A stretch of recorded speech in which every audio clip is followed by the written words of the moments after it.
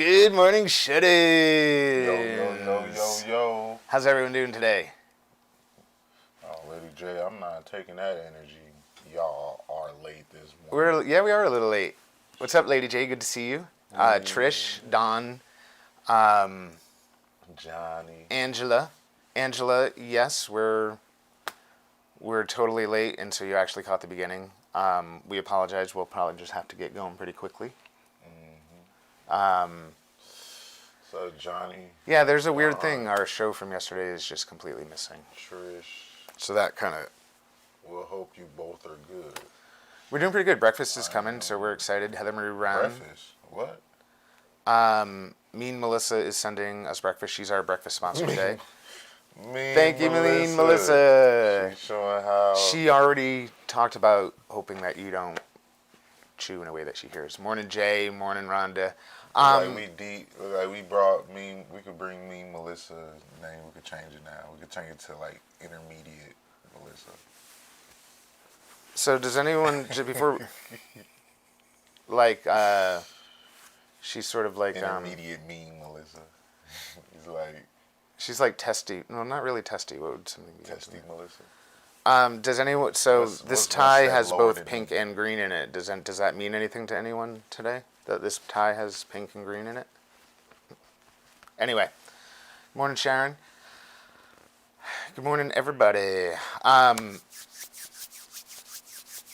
Yesterday, the prize was that we gave away 2 of my ties.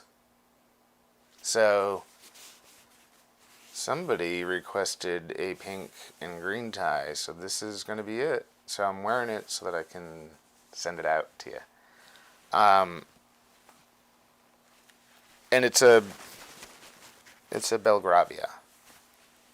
So it's a good tie. It's cool. And pink and green. It's can I be honest with you? It's actually, I maybe have worn it one other time, but it's like arty enough that I liked it even if I didn't, you know what I'm saying? It feels like it should be in a frame on a wall. Not the tie, but like the stuff. How much experience that tie got? Oh, you brought in the things. Speaking of something completely different. I'm just asking. I mean, experience, like how many times you wore it? Like, what's the body count on it? I mean, body count as in, like, how many times your body wore the tie. Not... Morning, Jandy. Jandy's in the comments. Hey, Jandy.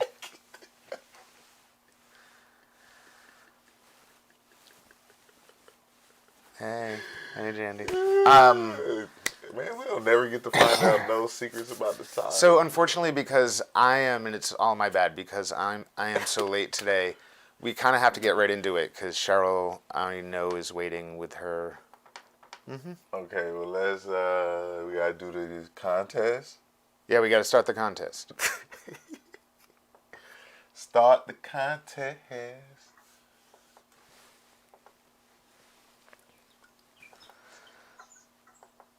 So, what are we doing for the contest? We still didn't get no jelly beans. If you try flipping it back again, and sometimes it turns back sometimes it rights itself. Like she did it. Yeah, if you want to try turning it sideways again. Yeah, that's awesome. These all right, I'm going to take Averil's cups. I'm going to take us off for just a second. And thanks for being patient. We'll be with you guys in just a sec, okay? We'll be eating these a little bit later. Yeah, they're awesome. No, these aren't the what you guys are winning, the treat. No, absolutely not. So, good try though. Can I say shout out to me for once for like letting people into the Zoom room in the right order where it lines up with my titles? Shout out. That doesn't mean anything to anyone but me, but Heather Marie, you need to stop in the comments, Heather. What's Heather Marie doing? You need to stop. I'm just making these guys look beautiful before... Rebecca said, I'm winning today. Okay, Rebecca, put the energy out there.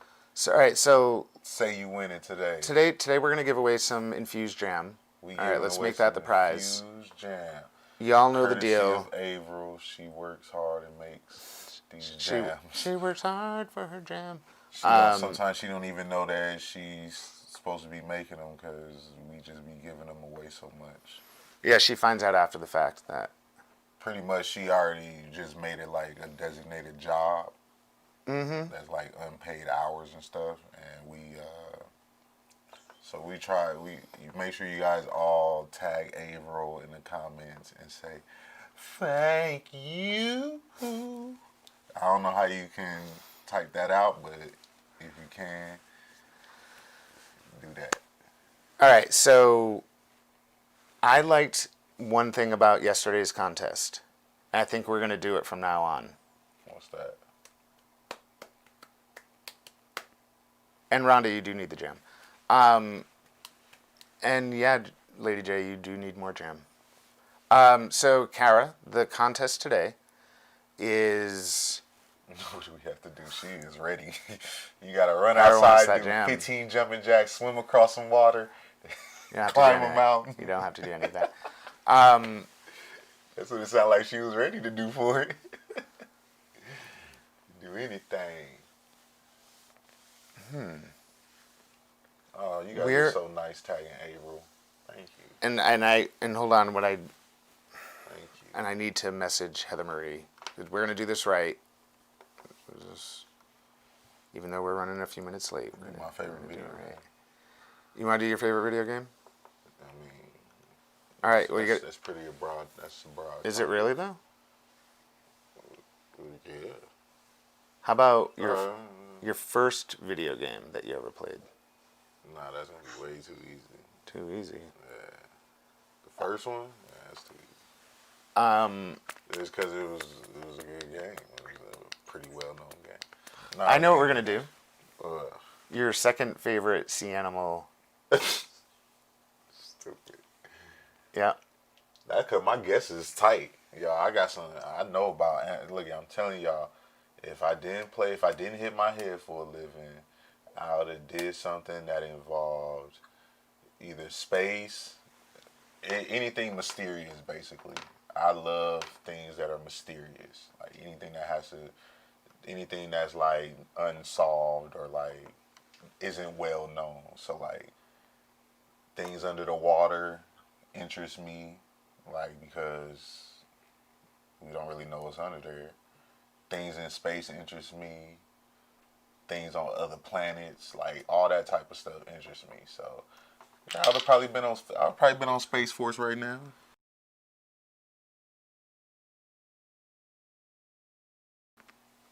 Nice. So yeah, that's. So yeah, I do got a second favorite sea animal, but I ain't gonna get it easy. So no, hold on. So did you already type it to Heather? No. You got to type it to Heather. Oh yeah. Hold on. Some time. All right, and for today, it's only one jar of jam. For today, though, here's the deal. We're switching it up just a hair. Seahorse. We're switching it up just a hair. It's going to be the last correct guess. We're doing it just like yesterday. There's going to be a countdown. It's going to be a bloodletting. But you should start. You can guess or not guess. Just remember, it's Eric's second favorite sea animal of all time. It could be anything. You have to guess. Last correct guess wins. But you never know if you should guess now because somebody else might not guess the same thing. So have at it. Good luck. Enjoy your jam. Jellyfish, Rebecca, you put the energy out that you're gonna win, and then you come with an answer like jellyfish. And Heather Marie will paste the question. She'll put the question and I'll pin it up for you guys. All right. So I want to first thank both Cheryl and Michael for being so patient with us. I know that we're running about 10 minutes late, and they've been very gracious and like this the last and time. not angry at all. I'm just making an assumption. Oh, that hey Cheryl. Hi. So today we're so proud once again to have Cheryl Benedetti back for her regular Wednesday segment called Rehabulous with Nurse Cheryl. Rehabulous. And I'm such a jerk because I'm about to mispronounce his last name and I'm going to have to do it again. Michael, it's Galipeau. It's Galipeau, correct? Mm-hmm. All right. We're gonna do this Even again. I I'm gonna got do it. this again so that someday when we cut this into an actual segment, it'll sound. There you go. Get it right. Get it right. Okay. Ladies and gentlemen, we're so happy to have Cheryl Benedetti back for her regular Wednesday segment called Rehabulous with Nurse Cheryl. Today, her guest is Michael Galipeau. And let's get it right over to Cheryl and Michael. Cheryl, thanks for joining us today. Thanks, guys. I'm glad you're well. I'm glad you're safe after last night. And I'm very proud of you both. Extremely proud of you both. Thanks, Cheryl. We appreciate it. You're welcome. Is Michael on? I still can't see anything. He is. He's with you, Cheryl. Oh. He's right there. All right. Hi, Michael. Thank you for joining me today. I am so excited to have you on. I know that you have done tremendous things in the field of recovery and addiction treatment. I know that you work with prisoners in New York and you've done a lot of advocacy for recovery and addiction within New York and Rhode Island. And I've heard amazing things about what you've done. And I just want to thank you for all the work that you do. I normally work in recovery and addiction, but right now I'm working the pandemic. But I always love connecting with other people who work in the field of recovery as well. Can you just tell us a little bit about yourself and what led you to working in the field of addiction treatment and advocacy? Absolutely. I'm first and foremost a person in long-term recovery. And Congratulations. Thank you. Me too. 6.5 years of practicing abstinence, Wow. 14 years on my journey altogether. Yeah. And it's been kind of a multiple pathways experience for me. And I'm happy to talk about that a little bit more as we get into the conversation. But I got into doing service work through my local 12-step community. And when I was doing that, I started volunteering at the local shelter and at the local soup kitchen. And I was living in a recovery house at the time. And, the shelter manager really inspired me, and she felt that I should go back to school and get a degree in social work. So I did that with her support and letters of recommendation. And I now work in the field. So I started my career in Rhode Island, where I graduated from college. And I did a lot of work with the Rhode Island Coalition for the Homeless. I spent some time serving in a family shelter. And there was a floor of single women that I worked supporting, and a lot of them had co-occurring mental health and substance use disorder challenges. And I found that my skills were uniquely suited to working with this population because of my lived experience. And so I chose to go back certified as a recovery coach. I became a recovery coach trainer through CCAR. I helped to co-author a national training program on how to coach a harm reduction pathway to really kind of develop some competence in the workforce around how to work with and embrace multiple pathways. And from there, I came to the state of New York. So I'm currently serving as the New York State lead for the Recovery Advocacy Project with Ryan Hampton and Garrett Haid. Ryan Hampton is very well known for writing American Fix and Addiction Across America. And so I've been very involved in doing advocacy and activism with that group as well. And currently I'm reassigned temporarily through my department job to a CDC unit doing COVID-19 case follow-ups and investigations. So a lot of my time at home has been spent, doing that kind of work, supporting our community. That's amazing. And thank you so much for your service, your fellowship. I myself am in the fellowship. I too got sober in the halls of a 12-step program. And it is amazing, no matter what your background was before you got sober, it becomes like such a passion once you find your sobriety to help others. find their own path. And that's where I love that you mentioned that there are so many different paths to sobriety, and it's hard because, it's still judged. There's still a lot of stigma, even in recovery groups. Oh, you get sober this way, or you get sober that way. That's not the right way. There is no one set right way. So I love what you guys are doing, and I love all the work that you're doing. And I just really appreciate people like you, because it's people like you who set a really good example for me. I'm almost a year and a half sober. Next week actually will be 18 months for me of continuous sobriety. Yeah, after many relapses. And that's just where I just want other people. It becomes such a driving force. It's all I want to do is help others do the same. And for me, I know it probably is the same for you. When I'm working with others and when I'm in the community, advocating for sobriety or whatever I'm doing, whether it be a 12-step program or a commitment, it helps keep me sober too.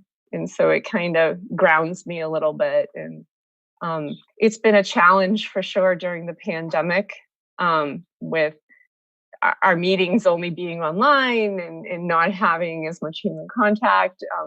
I'm sure it's been a challenge for you. So how have you overcome that challenge with the people that you've been working with?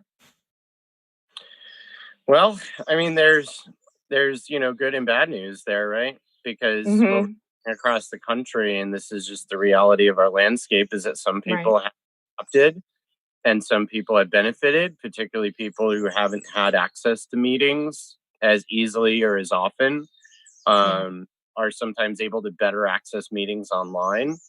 But that interpersonal relationship building that happens when you're face to face with other people, and people being able to look in and check in and see how you're doing. Yeah. Right. There's just the disconnect. And like I can just turn off my video if I'm having a bad day. Right. Yeah. So there's like a little bit more of a disconnect. And so it's a lot harder to kind of keep people in the herd, as the saying goes. And we're seeing that. We're seeing that reflected in terms of how often people are experiencing recurrence. We're seeing enormous breakdowns and gaps in our system of care, which have long been present, but have been underscored by COVID-19 and just the limited resources that we already had in our healthcare system have only been exacerbated by the additional strain that's been put on by COVID-19. We have treatment centers who are trying to manage isolation and quarantine orders for infected cases, and having people come in and do 14-day, mandatory quarantines when they're entering into a new house or a halfway house or a new program. So it slows the intake process. It diminishes our capacity. A lot of the inter-community transportation systems that were in place to get people to treatment centers where there was capacity are not functioning in the way that they were, because we're not doing person-to-person services. And so a lot of those supports have faded or diminished or gone away entirely. And that's very, very difficult for people who are struggling. And we've seen a significant uptick in overdose. And there's a couple reasons for that. One is the lack of this interpersonal support that we just talked about. Another one that's really important to note has been changes in the drug market itself. Because of border closures, the market's become increasingly unreliable, and it's become increasingly destabilized. And yet people are still out there managing dependencies and lacking resources to access alternatives. I helped to co-author with the National Urban Survivors Union treatment recommendations letter that outlined what we felt were not only the necessary recommendations to adapt our methadone treatment system to meet the needs of existing patients, but that would actually open up opportunities for people who have not traditionally been successful in methadone treatment, largely because of the extreme level of regulatory oversight and program requirements and in-person daily attendance and all the things that we know as people in chaotic use often struggle with are oftentimes, fall between the cracks and not successful. And so these are people who are, increasingly at more risk.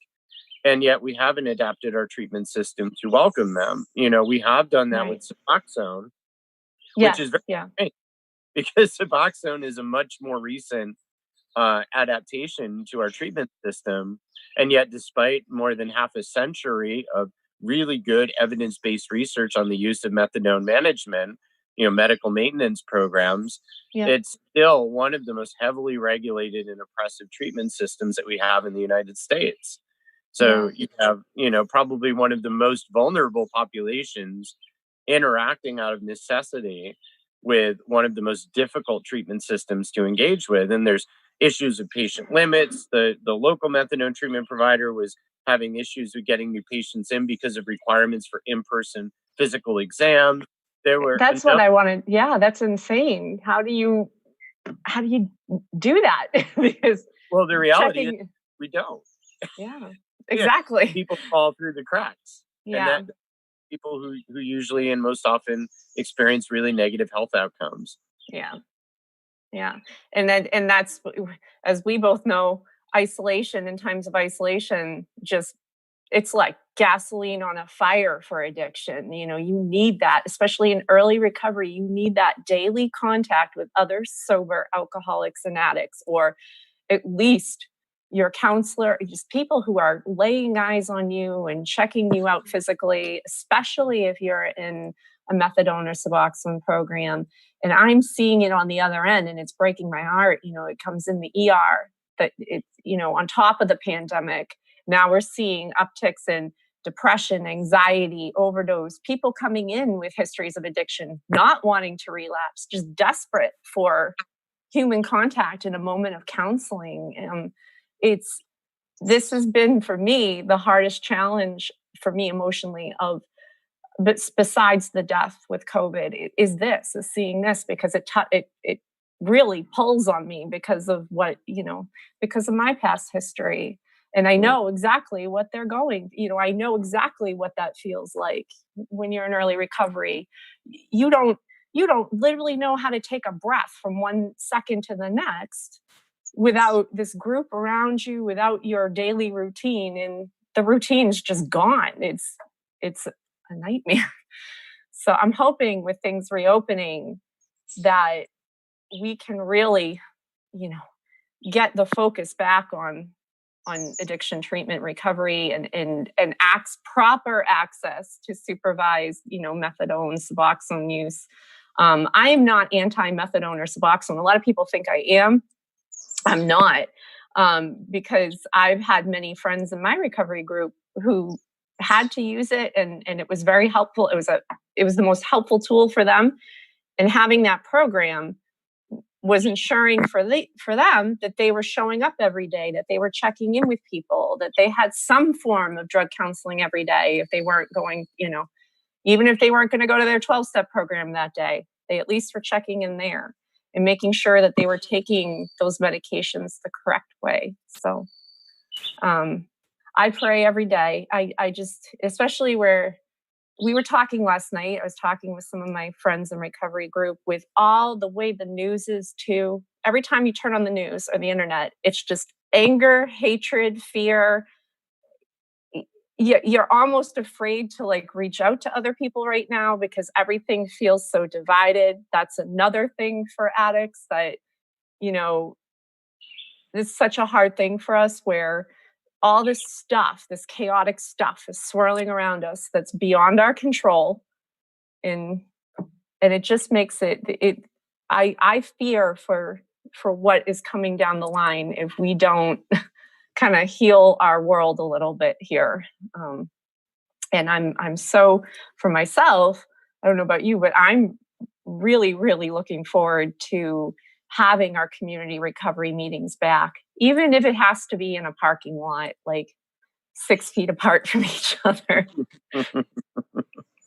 Because that is what grounds me every day, is being able to have other people around you saying, you know what, this horrible stuff is going on. Yes, this is scary, but it's not in your control. You can't control it, and things like that.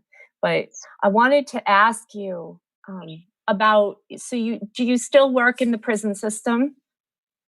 I do, but currently we're not allowed to have any in-person services, and they haven't set up communication technology for those services to currently be provided as of now. So I haven't had any direct in-person or indirect contact with anybody who's still in our justice system. And I've also been told that we're housing currently a lot of our unhoused homeless in some of the pods at the jail because there's really not enough space. We filled every hotel in the area. The county's $75 million in deficit. I'm most likely going to be taking a voluntary furlough starting next week just to help with alleviating some of the distress around finance.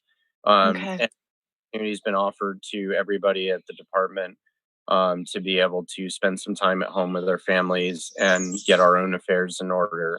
Because it's been a bit of a sprint to get us to where we are, where we're flattening the curve, and things do seem to finally be kind of getting reined in, and we have a good sense of how to keep things controlled. And in New York, we're using a very strategic phased reopening approach, and it's not centralized, it's decentralized. Every single county is keeping an eye on their numbers and implementing the Bloomberg School of Public Health, the Johns Hopkins University contact tracing program. And that's going to be widely deployed to help us to use data to drive our response. And I think that's a very good place to be. It's I try to distance myself from the rhetoric and kind of what's happening on the media because I'm really steeped in the work that I'm already doing. And among that is, hosting, numerous town halls through the Recovery Advocacy Project, trying to get people in the recovery community mobilized behind really time critical events that are happening. We currently have the bankruptcy suit with Purdue Pharma that's coming to closure. And without strong advocacy being present at that table, the concern is that we'll see a repeat of what happened with the tobacco settlements, and that money would essentially not go back to supporting directly affected families and people who are in long-term recovery or need access to harm reduction or long-term recovery. And so that's a big fight that we're trying to take on. We have huge deficits in our budget, so there's certainly program cuts and difficult decisions to be made, and we want to make sure that recovery support services are not taking on the brunt of that, especially as we're finally starting to plateau the death from overdose numbers. We're finally starting to see, a certain degree of decline. And at the same time, we're now experiencing conditions that exacerbate that very, was a pandemic is now more aptly called a syndemic. We now have another pandemic that's, synergistically interacting with, in a very negative way, our overdose crisis. And so we are seeing upticks in those numbers. We're seeing new populations coming in. There was a really incredible study that was done last December. It was released on December 30th on plant closures and economic downturn and the impact that has on people seeking or sustaining recoveries as well as overdose rates. And they were able to show that in areas across the Midwest that had suffered sudden plant closures and there was economic downturn, that there was an 85% increase in the rates of fatal overdose in those communities. And so we're facing that at a nationwide level. We have programs like the Small Business Association disaster loan program that are categorically denying people access to small business support who have criminal records.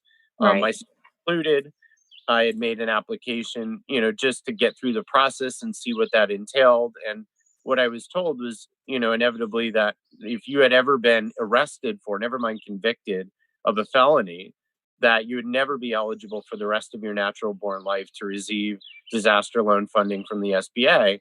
And this collides directly with our offender recovery programs that are reskilling people to open small businesses because they already get jobs in the traditional market competitively with felonies, myself included, is why I got into doing a lot of this work in recovery, because a lot of recovery work with you with felonies, but recovery community organizations that have people with lived experience, that are led by people with lived experience, are not going to be eligible to get this funding because of those restrictions.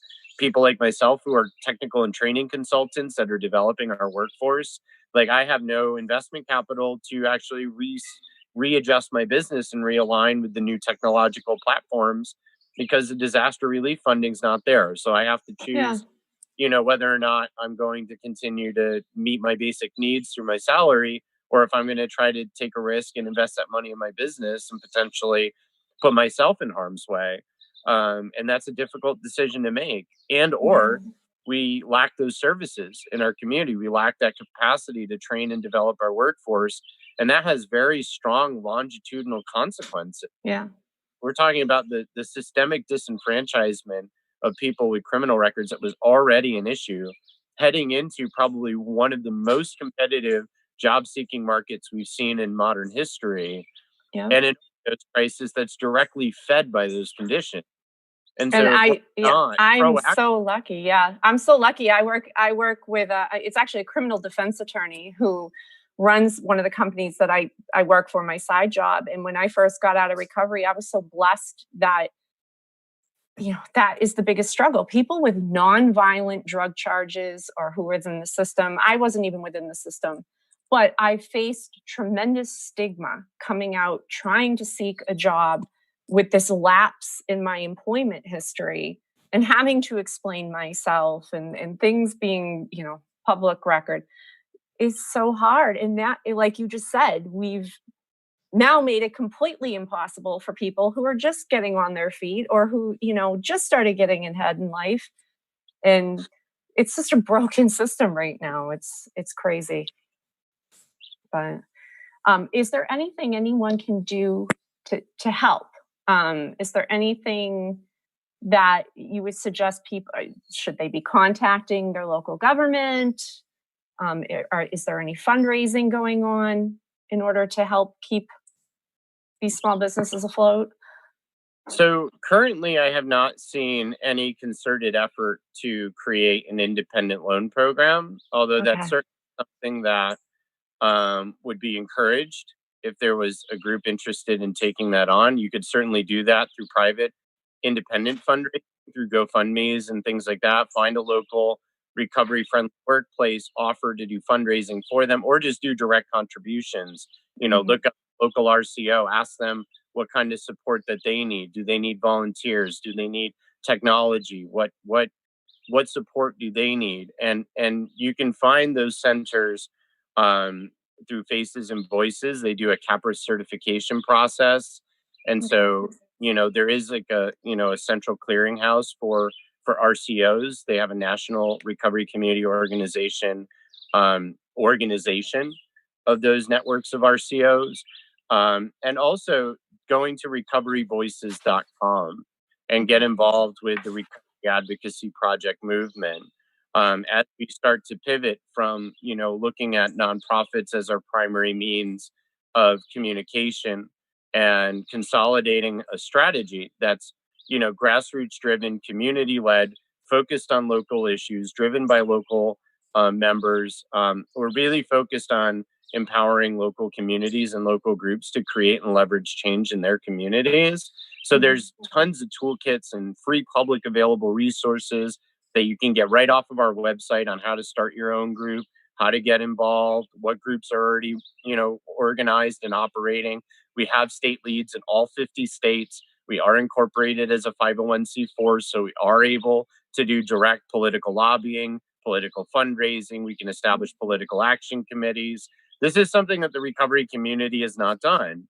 And a large part of that, and it's no fault to the 12-step tradition, but the 12-step community has prohibited this kind of direct activism and engagement for very good reasons, right? The 12-step history has been embattled with controversy and conflict and varying degrees of legal conflict outside of the community, right? That affected people within our community. So we wanted to have a haven for people to come and be safe, and it would always be there, right? So it wouldn't become mired in things that weren't supported by our values in recovery.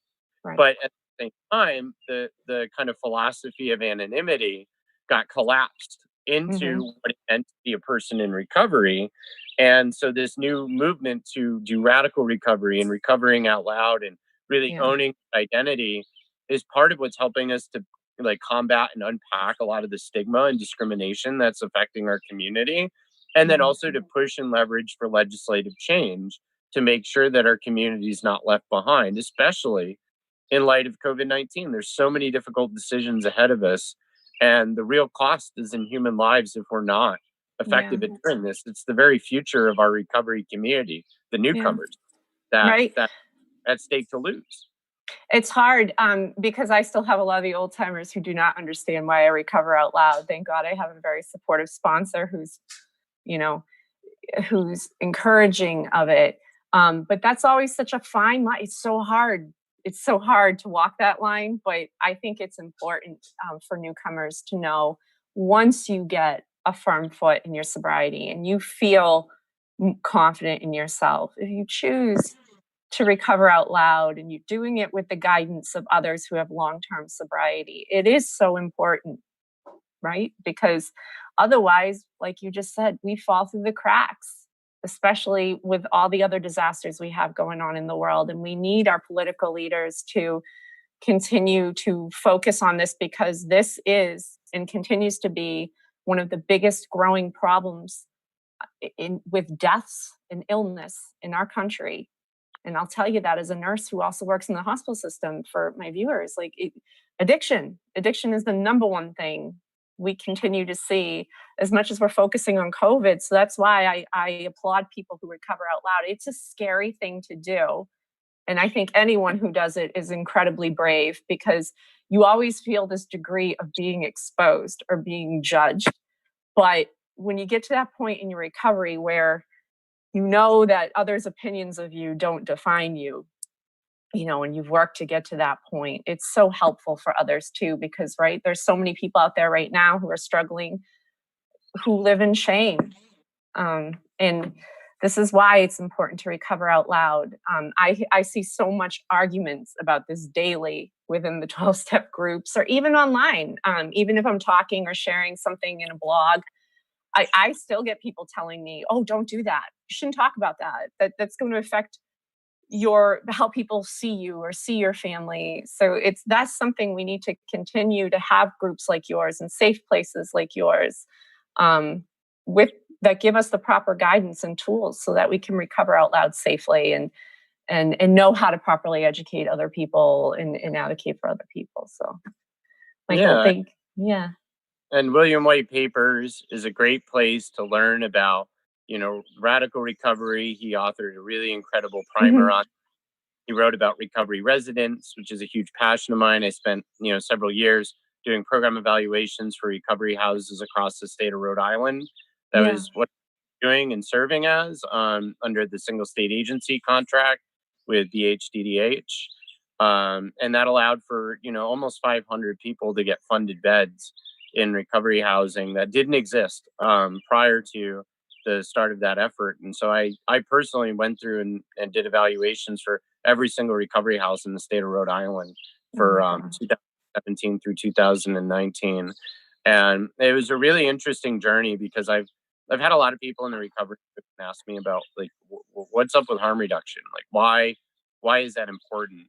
And I guess the best way to share is to talk about my journey because I came from a really unusual 12-step community. It was actually a place where the very first CCAR Recovery Community Center opened. It was about 2 blocks from my parents' house. And there was a really strong commitment to service in the community. And so there were a number of people from, 12-step groups who had commitments. And we would, spend time volunteering at the local syringe service program. The shelter that I volunteered at, that was part of that, was also a wet shelter, which is also a very unusual thing. And those of you who don't know what a wet shelter is, it's a place where people who are actively using drugs can go and have a safe space to sleep, especially, the way that we did it was in the winter months so that they wouldn't be outside and dying. So really an act of radical compassion.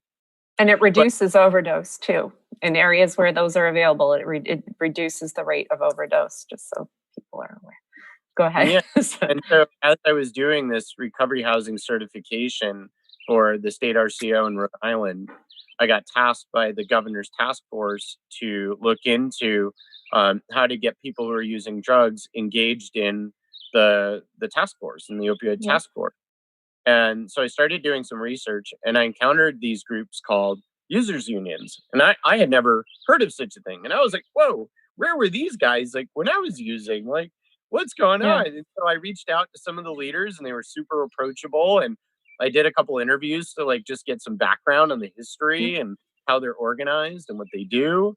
And it took me about 3 phone calls to finally reach somebody that I had already known for quite a long time. And it just so happened that one of the women who had come and done my first Narcan training when I was volunteering at the syringe service program about a decade ago was one of the co-founders of the National Union and was the founder of the New England Users Union, had an enormous amount of history in the movement. Her name's Jessica Tilley. And at the time when we were distributing Narcan, when she trained us, it was still considered a felony to do that. That's crazy. This was in 2013. We had somebody come at the SSP when I was volunteering, and they died from an overdose in the Cumberland Farms bathroom next door. And the police came over to the SSP when I was volunteering. So me and the other volunteer who were there are like, crapping ourselves. Yeah. Now there's these police trying to do a murder investigation. And it kind of like ties into like, what's currently going on with drug-induced homicide and the kind of mentality that people have towards people who use drugs and overdose death. But this is very, very early on. And they wanted to insinuate that because we gave this person Narcan, that we were an accessory to murder. And so that fight to the lawyers at HRC, we called the director immediately. We didn't say, and the lawyers from HRC got involved, and it ultimately led to 2 bill proposals that got passed by the legislator to support the public health intervention and distribution of Narcan. So that's that wonderful. Was very early on in my experience. I just happened to be in this one place at this one time when this happened.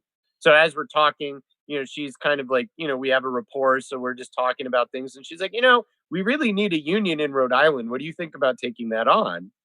So I went back to my supervisor, who's the ED, and I said, hey, I got an interesting inquiry.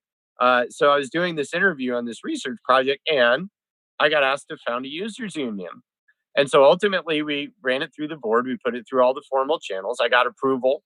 So I became one of the co-founders of the Rhode Island Users Union. I served as its first executive director for about 1.5 years until July 1st, the end of the fiscal year of last year. And we built a number of really thriving programs. I wrote a piece of legislation that got passed to expand our Good Samaritan law to provide drug checking services and provide narcotics testing supplies and doing things that essentially mirror basic consumer protections for every other industry, making the argument that, that was a sensible thing to do. And we started our first statewide fentanyl testing program through the Department of Health. And I consulted on developing the training protocol. I trained a bunch of our workforce. And we started getting churches involved and like faith-based groups and really building this didactic coalition that felt a lot like IAF organizing, Industrial Areas Foundation, like early organizing, Martin Luther King social justice movement. And so that's what got me really excited, that I felt was missing from our recovery community, was this commitment to human rights and this commitment to social justice and these things that are underneath all of our experiences that we're taught as people in recovery to manage at the individual level for our own wellness, but we're never given the tools to actually take that outwardly until we get into recovery advocacy. And now this convergent movement of education and with the emergence of this understanding of multiple pathways with medical maintenance, moderation management, native recovery, like all of these other pathways that don't involve abstinence that have been proven successful for the people they work for, right? We now have a much more diverse movement than we've ever had before, right? So we're confronted with a number of challenges. Like how do we embrace people that aren't practicing abstinence in the recovery movement? How do people practicing abstinence work side by side or inclusively with people that are not practicing abstinence? And so that's why the training program that I helped to write got developed, because a lot of our coaches were practicing abstinence and didn't know how to support people who are wanting to practice moderation management. Yeah, it's a new world. It's so crazy that, I had been trying to be shoved into 12-step programs before in the past, and that was all recovery was years ago. It was just abstinence, and that's all you got preached to you and nothing else. And this time around, this last relapse, I had this preconceived notion of what recovery was going to be like. And my gosh, it was so different. It was so different, to feel like I had a voice, to feel like I had a choice in my recovery, to feel like, if this doesn't work for you, we're going to try this, or this. And you're seeing it now too, like the work you're doing, you're seeing it reflected in the community, because we're seeing people with all varying levels of sobriety coming into meetings who are also involved in like 4 or 5 others, myself, I'm included. I'm in like 4 different support groups with all varying degrees of philosophy, but I get something out of each group. And this is where it's so incredible to see that people promoting harm reduction and giving Narcan, that you're not having to hide in the shadows, or, it should be something. I'm so glad that you formed this, because it's something that a lot of people still don't understand in the community, that having Narcan and having access to harm reduction is not going to make the drug problem worse. It's going to make people more comfortable to step forward and say, hey, I have this problem, and feel accepted, or feel like they have a safe place to go to. And that, to me, Narcan was a vital factor for my recovery. And that's why I think it's just something I think should be accessible to everyone in the community. Right. And I'm so glad you mentioned that religious groups and churches are reaching out to you to be trained on this, right? Because where are most of our recovery meetings? They're in the halls of churches. so, Yeah. so they need. Well, they've long been a bastion of safety and sanctuary, right, for our community that's been truly embattled in the name of the war on drugs. Yeah. And so we really embraced truly, how do we meet people where they're at and work them through a process of change, work with them as their own change agents to really empower them to create this difference for themselves and their lives. And that was one of the most radical things that I experienced in the time that I led the Drug Users Union in Rhode Island, was that the people who became members, the people who were actively using drugs, maybe one of them ultimately resolved into abstinence over a long period of time, but their focus wasn't on abstinence. But the thing that I noticed that was really radical was that after about, I would say, almost a year of hosting regular meetings, doing trainings and developing capacity, every single person who is like consistently involved over that year started to self-identify in meetings as people in recovery. Yeah. And a number of them, particularly the people who were the most active involved in their own advocacy, people were going to the state house. We would take trips to the state house. We would testify on bills. We, worked on legislative initiatives. Those people were reporting to me these radical transformative experiences where their lives, kind of like that like white light moment that people experience, they self-report there's a change in that personality. We were getting reports back that these people who weren't even practicing abstinence, they weren't doing step work, they'd never set foot, some of them, into a 12-step meeting, were having these same experiences and reports, not just from them, but from people in the community who are saying, wow, this person's really changed. Yeah. And their behaviors changed. The chaotic use started to just disappear. Yeah. And so, because the whole basis of a 12-step program, the steps, is not being selfish, doing for others, being of service. And so you've created that just in a different way. And proof that 4 pillars, right? Health, home, purpose, community. And we connected people to a community. We made sure to help people resolving their housing issues. We had a strong relationship with the Coalition for the Homeless, and then getting people connected to their purpose, doing advocacy, being a part of something bigger than themselves.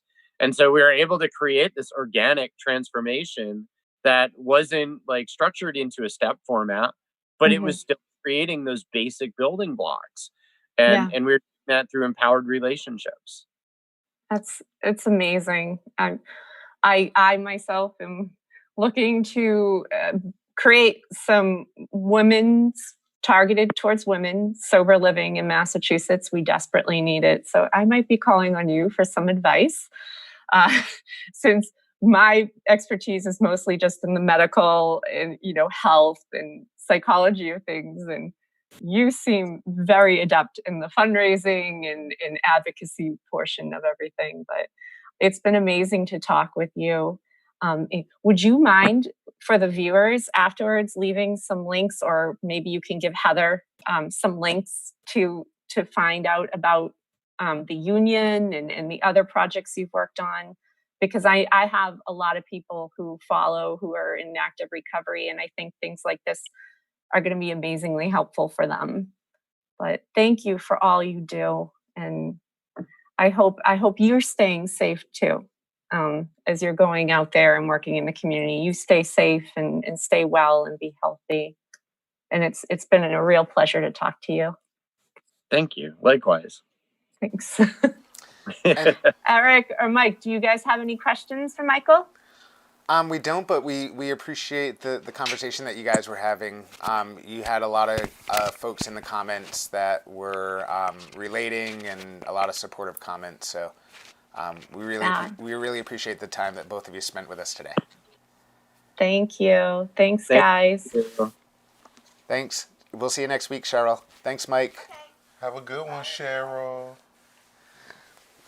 Excuse me. So that was really nice. Oh yeah. Damn, this cat is majestic.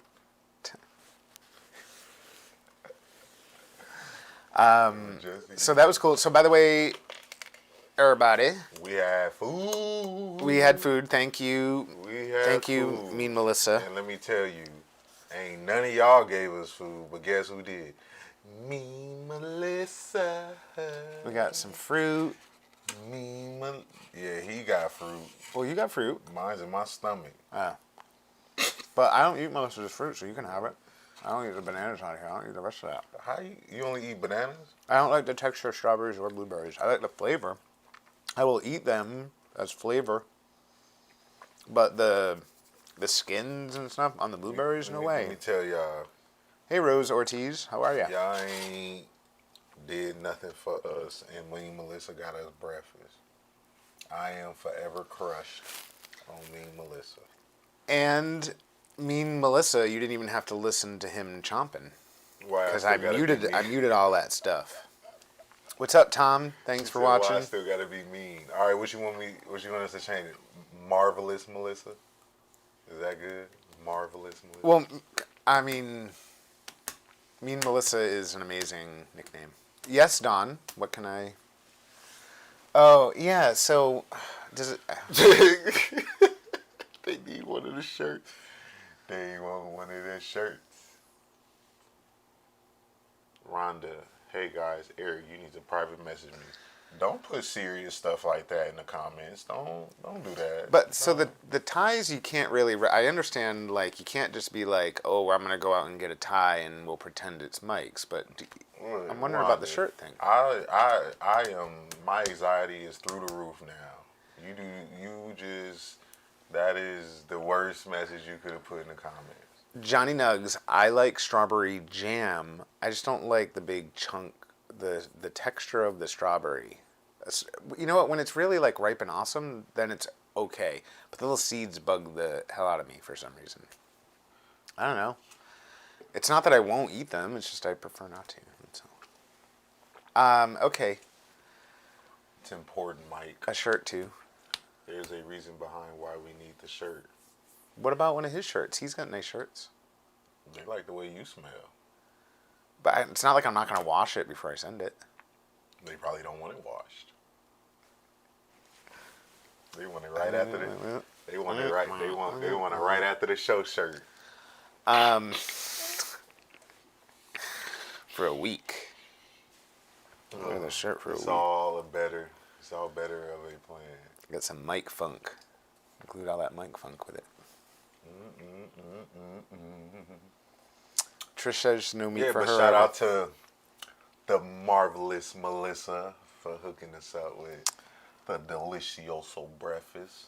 Oh, so by the way, oh yeah. Melissa, that was amazing, and thank you, Melissa, thank you for pushing through my reluctance to let you send us breakfast.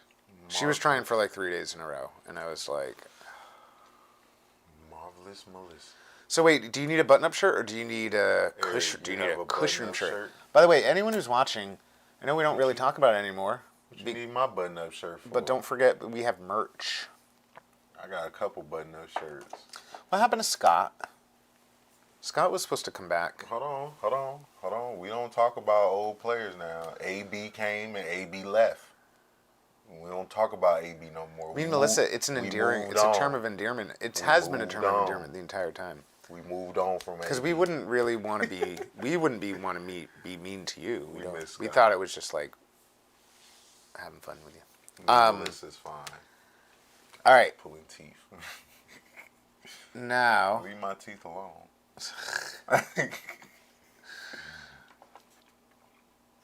you know what's nice? Believe it or not, meeting Melissa, I got my wisdom teeth pulled awake, all 4 of them. I had to sit up and look at the doctor like this while he stuck a spoon and he was like, clink, clink, like trying to like flick it out. That doesn't sound And I good. can like feel the pressure of him like jaw, and then he got the pliers and pulled. He used the spoon to loosen it, and then he get the pliers to pull. And let me tell you, it looked like the movie Hostel, or like the movie Saw. That's all I remember. Most terrible. That's why I don't really have like a pain tolerance now. Because after sitting in the doctor's chair, looking up as a doctor is sticking all types of metal in your mouth, telling you just sit still while I pull your tooth from the back of your throat. Yeah, it was pretty.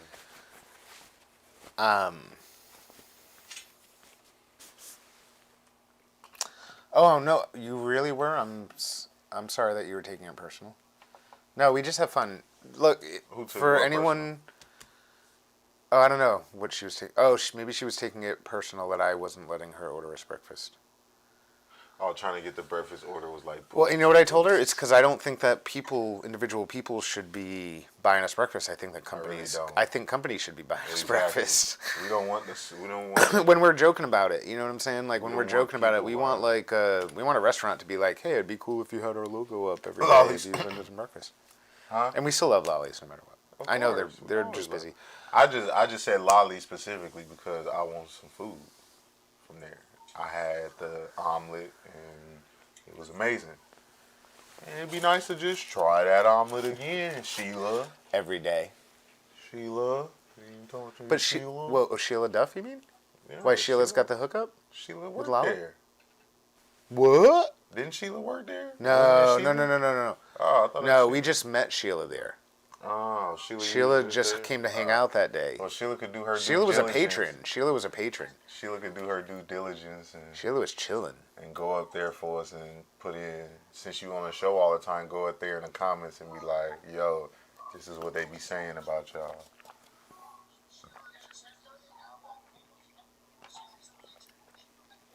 I thought Sheila worked there for some reason. I'm sorry, Sheila. I'm so sorry. Should give Nate something to look at for a little bit until Nay, diggity, until, dog. until Jodi joins. You know what's funny is that Jodi's watching probably right now and she's like, "Ooh, Oh, I gotta be on. It's time." I gotta be on. I was gonna say something like that. I like J. Trent Holmes' guess. He's guessing Jefferson Starship as your favorite sea creature. That's thinking outside of the box, Jay. Definitely thinking outside of the box.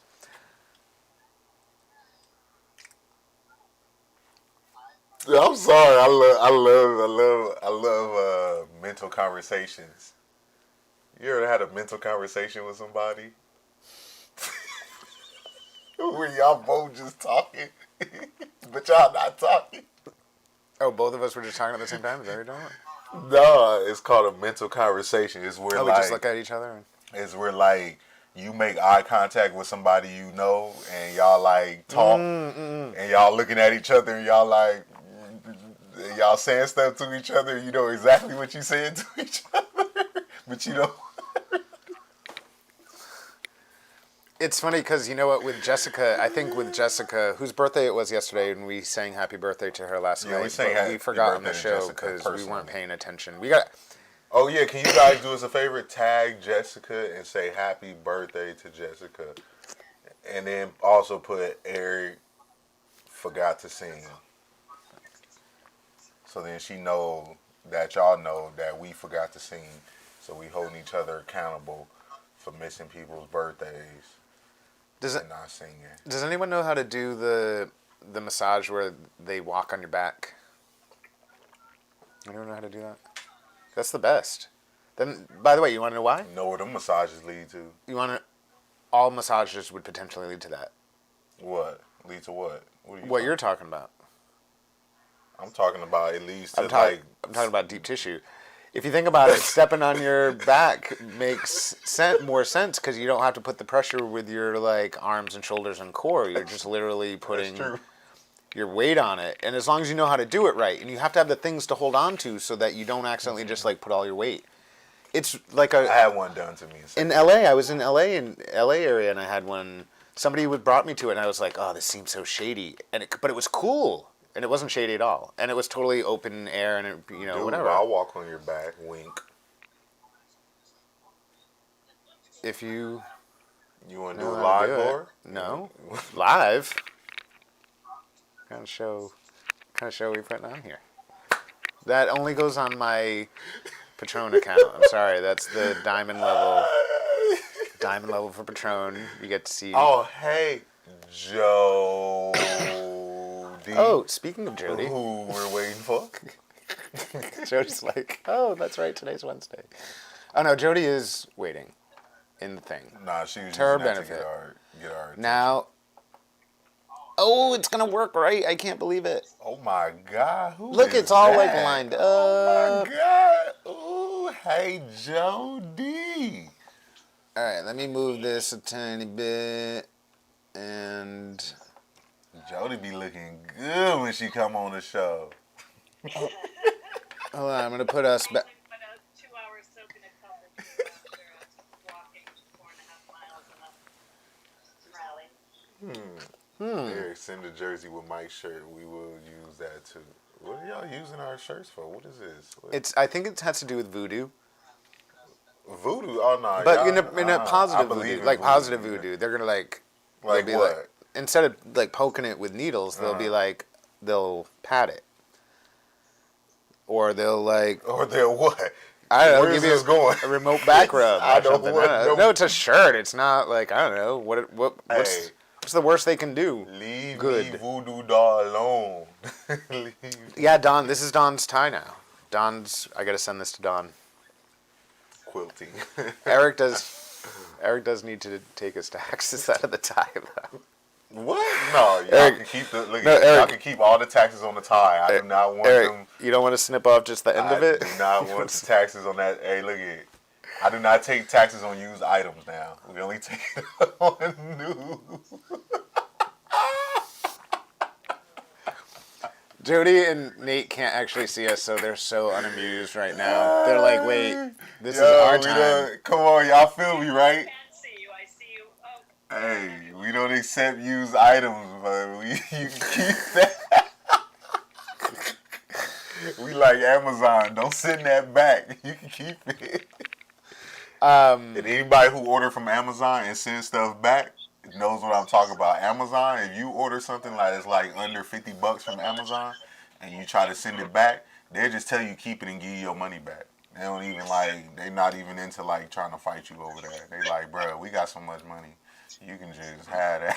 You can donate that. You can write that off. So, Eric, we're lucky enough that twice a week on Wednesdays and Sundays that we're joined by Jodi Chapin with her reoccurring segment called Green Nurse on the Grow, where she has master grower Nate Phillips. Nate Andrade. I don't know why I had Phillips. What? I have a friend named Nate Phillips. I don't know why I said Phillips. What? Nate, did you hear? It's messed up. What? I'm sorry. I was running late today. Hold on now. I don't know. We might have to start the whole show over after all that. No, I just need to Nate start the segment. Phillips? I need to start the segment. I don't know. I haven't even talked to Nate Phillips in years. I don't even know why I said Phillips. I'm probably just tired or something. It's Go ahead, comedy I'll now. do it. So today, guys, we have Green Nurse on the Grow with Jodi Chapin and my dog Nate Diggity Dog Andrade, Master Grower Certified, A1 Specialist, straight out of New Bedford, working in Westport, killing the game. That's the crew. That was how you supposed to do it. I don't know what he doing, but I'm just letting y'all know that's the introduction we need. Well, and we're lucky enough that we get to follow Jodi's home grow twice a week. Don, I didn't smoke enough. Yeah, I can thank Melissa for that. She gave us a good breakfast. I'm feeling good and heavy. We're lucky enough that we get to follow along with Jodi's home grow twice a week as Nate comes in and gives her advice, and she's got plants in different stages of growth, and we've gotten to watch not only the development of those plants but also watch them really improve. So that all said, Jodi and Nate, thanks for being here today. Why don't you guys take it away? Awesome. Thank you. I just need to turn my volume down on my iPad now that I'm on. Well, Nate, it seems as though every time, you help me through a problem, I create more. I haven't manhandled anything. Don't worry. I think I've become more gentle. And I think the plant that I do have some yellowing in now, I think what my problem is I just need to feed. I think I did miss a feed with it. But I think otherwise they're looking okay. Even the ones that I had manhandled last week. And I think today is going to be the day that I flip the smaller veg tent into flower. So I'll have both of the tents in flower because those are the confirmed girls that we have. And then I still can't seem to sex the other plants that I have. I'm having some serious problems. So I'm hoping that you can help me with those. Because you said that they're big enough and I should be able to see. Absolutely. Okay, so let me turn this around so we can start. I'm going to start with the flowering girls first. Okay, so let's turn this around. Okay, whoop.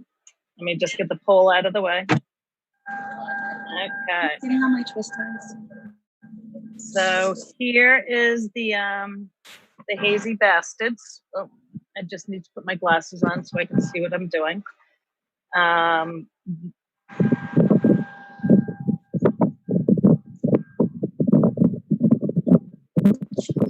This one, I took my little jeweler's loop, and definitely they're all the trichomes are still milky. I don't think this one it doesn't seem as though this one has as many on like sugar leaves around it. I'm trying to go back, my camera won't reach to the back ones over there. I'm going to see if I can spin it and bring it closer to the camera. I guess these are my biggest ones. Am I close enough? Can you? Yeah. Okay. I just feel like, oh, sorry. There we go. Yeah, she's probably just going to take a little bit longer to become mature. You know what I mean? She's probably more fever on her. Yeah. So we'll probably just take a couple more weeks for her to show her like a lot of the trichomes and stuff. She's looking good. Do I need to do any more trimming of the leaves, or just leave those be for now? Yeah, I would just take the ones if you see any that are like covering buds or like shadowing buds. I would either cock 'em or cut 'em, but no, it looks pretty good. Okay. Okay, awesome. And then my Tanya OG. This is the one that I had really manhandled the other day. Oh, I just need to bring my thing closer. And I mean, I think she's recovering okay. I was really, really not thinking she was going to recover. But you know, I mean, the heavier buds here are really like kind of drooping, and I don't know if I should try to support those anymore. I mean, I kind of have them, but it just seems as though they keep on drooping a little more each day because they keep on getting heavier. Yeah, I have some bamboo sticks for you the next time you come by. All right.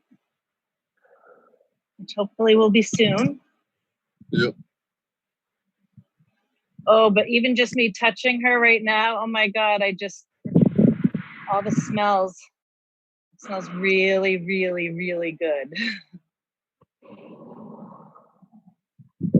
Very, very sticky. Whew. Oh, that's so funny. That almost had like a gasoline smell. Is that nice? Yeah. Yeah. Okay, and then down here. So that was my Tanya OG that we were just on, and this is Matrix.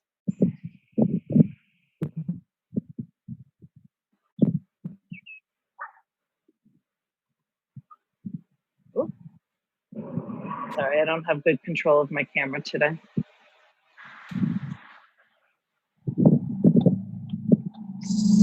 Okay. And I'm still waiting for the for that scope to come in that Dan had suggested. Yep. I don't. I mean, I can see a little bit with my jeweler's loop to my naked eye, but I mean to my eye, but I don't know. It's still such a small area that I can't get a good look through that. So I'm definitely going to have to wait for the scope. But I mean, even this one, oh my God, the smell's coming off of this one now that I'm really close to her.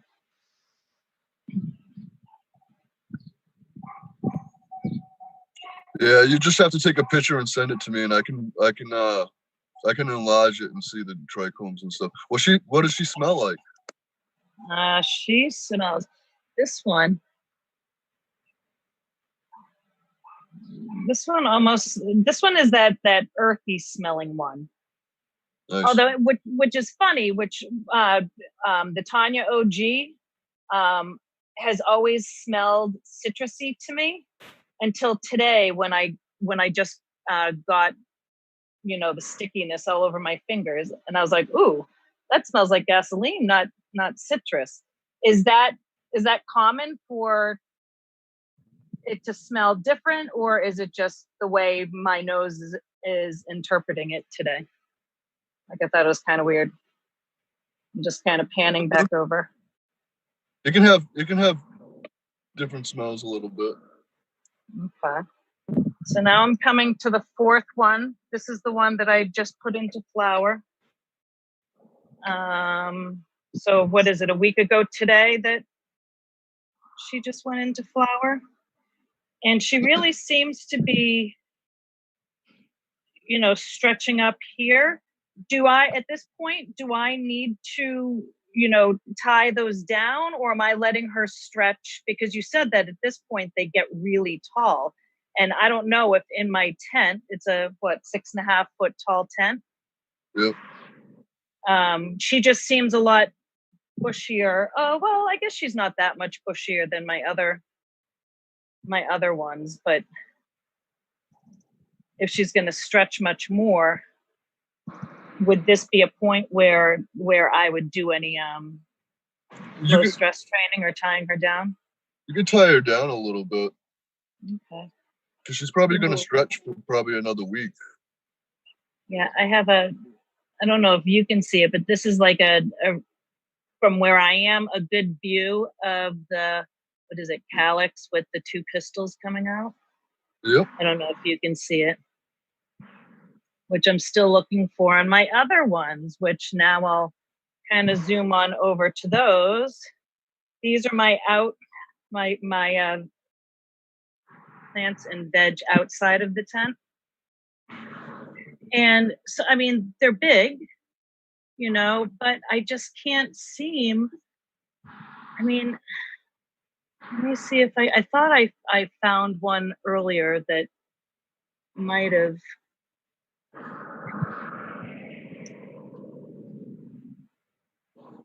I really can't.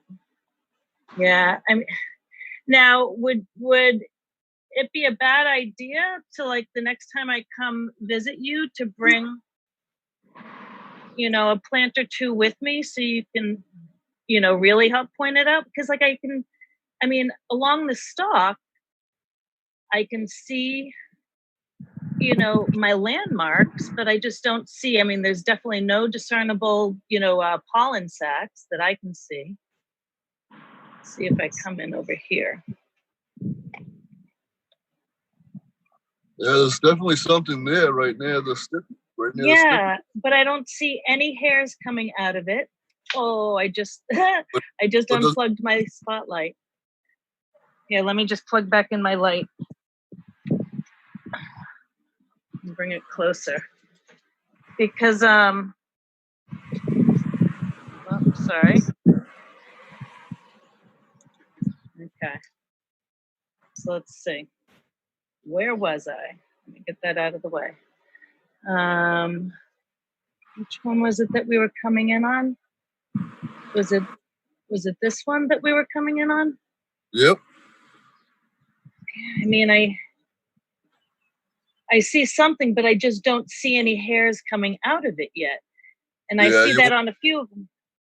You want to take that scope and go in there and look at it and see. Yeah. If it's just a round ball that's just protruding out, then it's probably a male.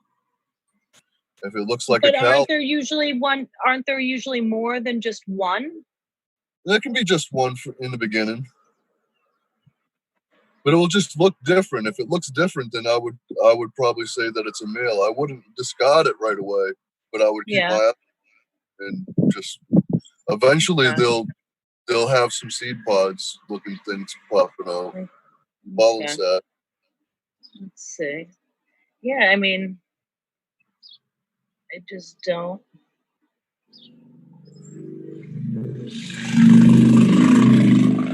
Yeah, I mean, it was just so funny that with the other ones that I had, oh, you're gonna be mad at me for what I just literally did underneath my thumb.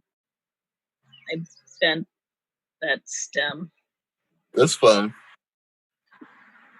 It kind of leans up against the wall, so it can't really fall much more than that. Yeah, so those are the two bigger ones. And then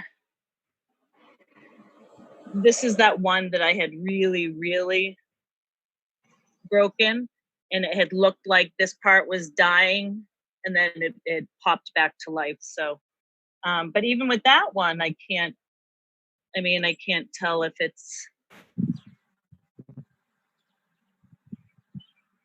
yeah, that one I can't really tell either. I don't even, yeah. So I'll have to let that one grow for a while before I do anything with that. But yeah, so those other two big ones, and these are just the clones that are still working. This one, I'm not quite sure how I had that out for longer than a few minutes, so it's looking kind of droopy. But hopefully it'll pop back up to what this one was looking like. Oh. All right, and now, did I already go down to this one? This was the one that it had been, I had removed it. I think this was the one that you thought might have been male. it had been outside and I had forgotten to feed it, so I brought it in to feed. But even like with this one, I don't see anything. I don't see anything along the stalk that I can identify. Oh, wait a second.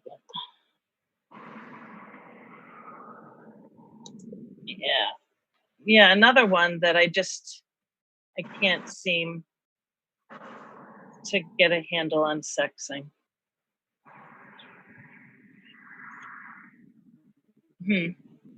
But at least I know what the other ones that are in the tent right now, which I'm gonna move on over to that tent.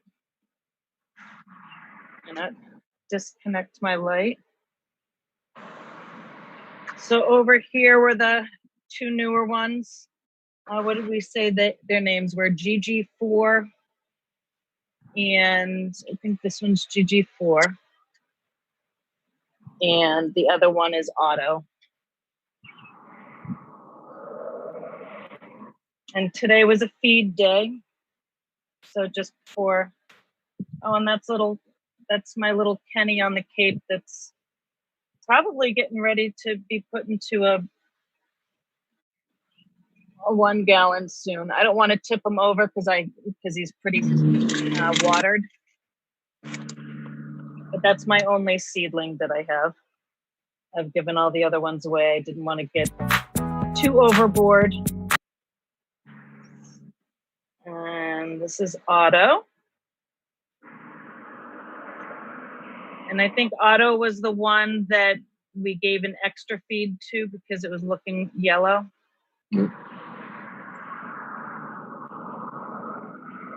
And then my little Tanya OG, my little clone. She seems to be doing okay. I think I need to tack these down a little bit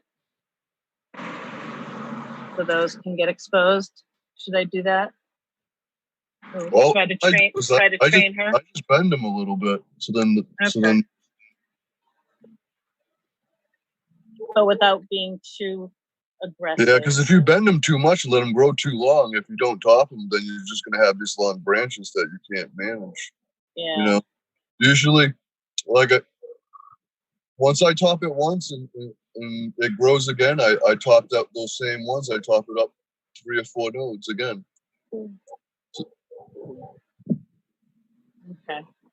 I'm going to leave well enough alone because I'm getting a little aggressive.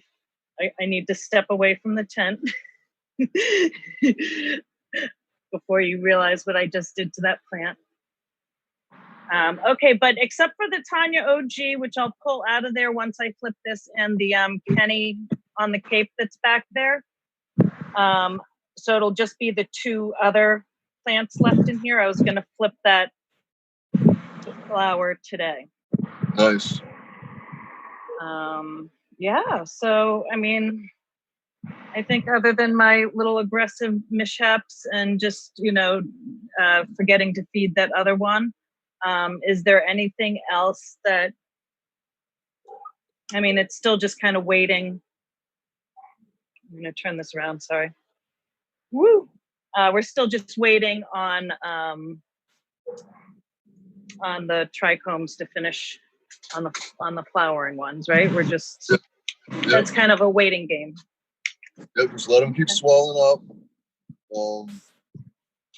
I would say that plant that you have outside and you keep bringing in, that could be a hazard for your room with pests. So I wouldn't want to bring plants from the outside back into your room. Okay. Because when you do that, you set up yourself to be exposed to pests like spider mites and aphids and anything that can go on your plant on the outside. You can bring it in. You can bring it inside. I just wouldn't bring it back into my grow room. Not into the room. Okay, so if I brought it in, because I did actually bring it in, although it wasn't in the grow room the nights that it was cold. It was actually kind of cold this past weekend. So I brought it inside, but just to the kitchen. But I had forgotten to feed it. So I brought it up here, and it was only just today that I brought it up here just for the show. So I'll put it back outside. I won't let it back in the room. Yeah. Okay. But anything else? I mean, I think I think you're doing pretty good. Okay. And I don't need to do any aggressive trimming on the ones that are in the flower ones. I trimmed off the yellow ones, but I don't need to do anything with the ones in veg, right? Nope. The bigger ones? Nope. I was just maybe a little off the bottom, so if you've got any big leaves off the bottom of the plant, you could do that. But other than that, no, I think you're doing really good. Flip them lights. Let's see what happens. Okay, awesome. So I'll flip those lights, and then I do have an extra set of the LED lights. I think they're the 400s that I have in my smaller tent. Should I try to get a support hanger installed in my ceilings now that I'm bringing veg outside of the tent? And I have just the lamps with the light bulbs plugged in right now, but do you think I need to try to plug that in for the plants outside, or am I good enough with the lighting that I have? I don't know. I don't know how much square footage you're using. You'd have to set it up and really let me see how much of the light is. Okay. All right. Yeah, I just as I'm looking around and as the plants are out. I mean, unless of course all three of these are male, and then I'm gonna kill them anyway. It's not gonna. Yep. It's not gonna matter. Down with the males. There's some that are so offended whenever I say that the males, unless you're wanting seeds, unless you're wanting to reproduce the strain, have really no place in the in the world of cannabis medicine. Dang, that's how you feel, huh? That's the way it is. Actually, there's probably going to be a point that I want to try to keep a male and cross strains, right? Don't you do that, Nate? No, I don't. I don't mess around with pollen. I think you're lying to me. I like Sensimilia. I like unseeded weed. No, but maybe someday. Uh-oh. But in order to get the seeds, I thought. How much money would it take? I could do it. How much money would it take? Take what? What's your number? What's your number? What's your number? Everybody's got a number, Nate. Everybody's got a number.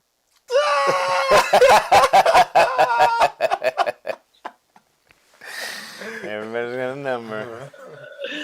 Maybe that'll be the next contest. Yeah. What's Nate's number? Yeah. All right, Nate. Send it to Heather Marie. Right. Guys, thank you so much for spending some time with us. Jodi, your plants look amazing. There's an interesting thing I think that happens sometimes when you reverse the camera thing and it swaps your spots. So I'm going to rethink of how your titles fit in so we don't have to worry about that anymore. Oh, I get to play Nate. Oh, that's awesome. Yeah, I was so excited that when I let you into the room, you came in the right order, and I was like, "Oh, cool." Hey, Nate, diggity, dog. That's wicked funny. But then Nate has to be me. Sorry, Nate. You mean Jodi? Don't be talking to Jodi like that, Nate. What's your problem?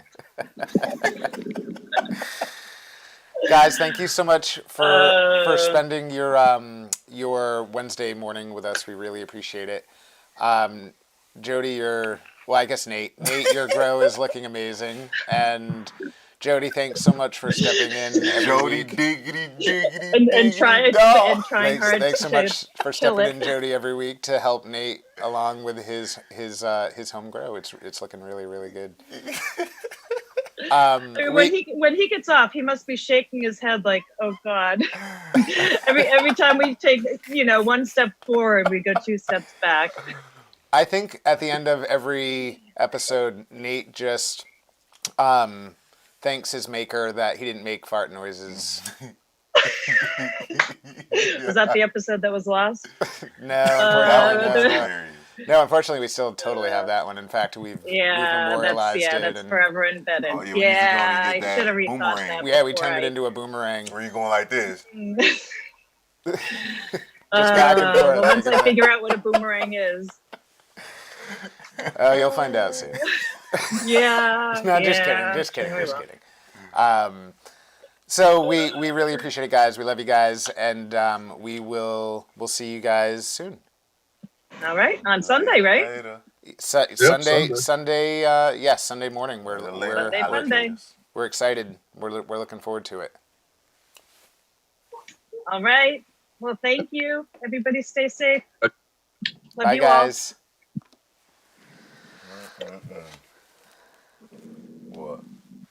What? In the comment, right there. Don't read it out loud. The second one up. Interesting. Well, let's see. She don't even realize it. It's okay. That was awesome. You know what? Wednesdays is so great because we have both Nurse Cheryl that comes on and Nurse Jodi. It's like a very nursey Wednesday for us, Nurse Wednesdays. And we really love our nurses. We really appreciate them coming on and hanging out with us. Interesting. Another interesting thing that just came up. All right, so here's what I want to say is that we've got a contest going today for, right? It's for Infused Jam. That's what we're doing. Infused Jam. It's award-winning. It's from an award-winning Infused Jam maker. Tax. There may or may not be taxes taken. So to win today's contest, you need to guess Eric's second favorite sea creature out of all of them. But today, it's the last person that guesses the correct answer, not the first. We're flipping it around. So even if you think you see the right answer, or for some reason you know the right answer, if you're not the last person that says it. That means whatever answer you got, you better stick with it. And so bang it out all the way to the end. The way that we do it to make it fair is that like somewhere on the screen over here in a little bit, we're going to have a timer going. And it's going to count down to 0, right? And then over here, on this side, when the comments come in at the top, I'm going to come down. This is weird doing it. Whatever the last comment is that appears on the screen in the live stream, when the timer hits 0, the last right answer is the right answer. So y'all have until then. And I'm going to get the little timer thing ready. So we had a really cool show today. But we started late because of me. So I'm looking for a purse to snatch. Is there... Thinking Tupac. No, I love Tupac. Is there... Before we get to the countdown thing, maybe I should just do the countdown thing. Let's get the countdown going. It's time to fight back. That's what you said. 2 shots in the dark. Now Hughes did.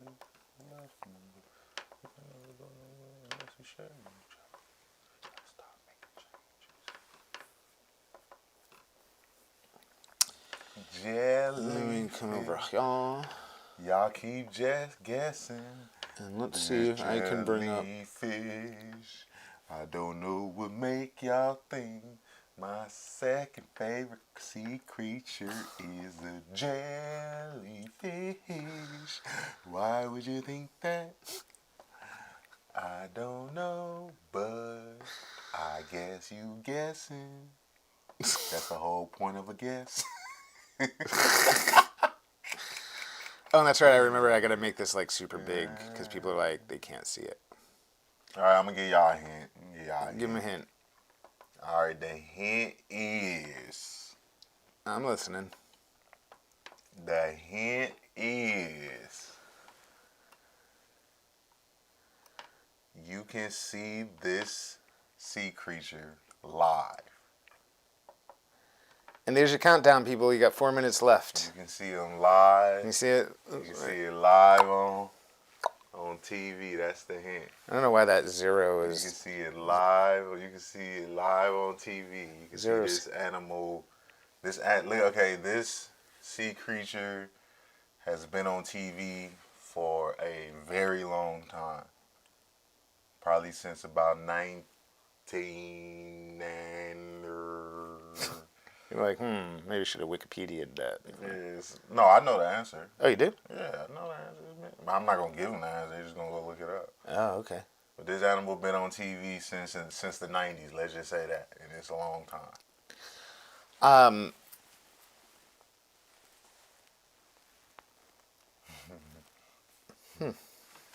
like the guesses. Okay. So, weird thing is yesterday's show disappeared. I have no idea what happened to it. It's gone. Just gone. That man Zuck came in and was like, yo, it's day 69. This is my day. I didn't look to see if it was still on your page, because we go live to the Disrupt page on your page. You my day. And it goes live to YouTube, so maybe it still like exists in its form, but we lost all of like the fun comments and stuff like that. Close.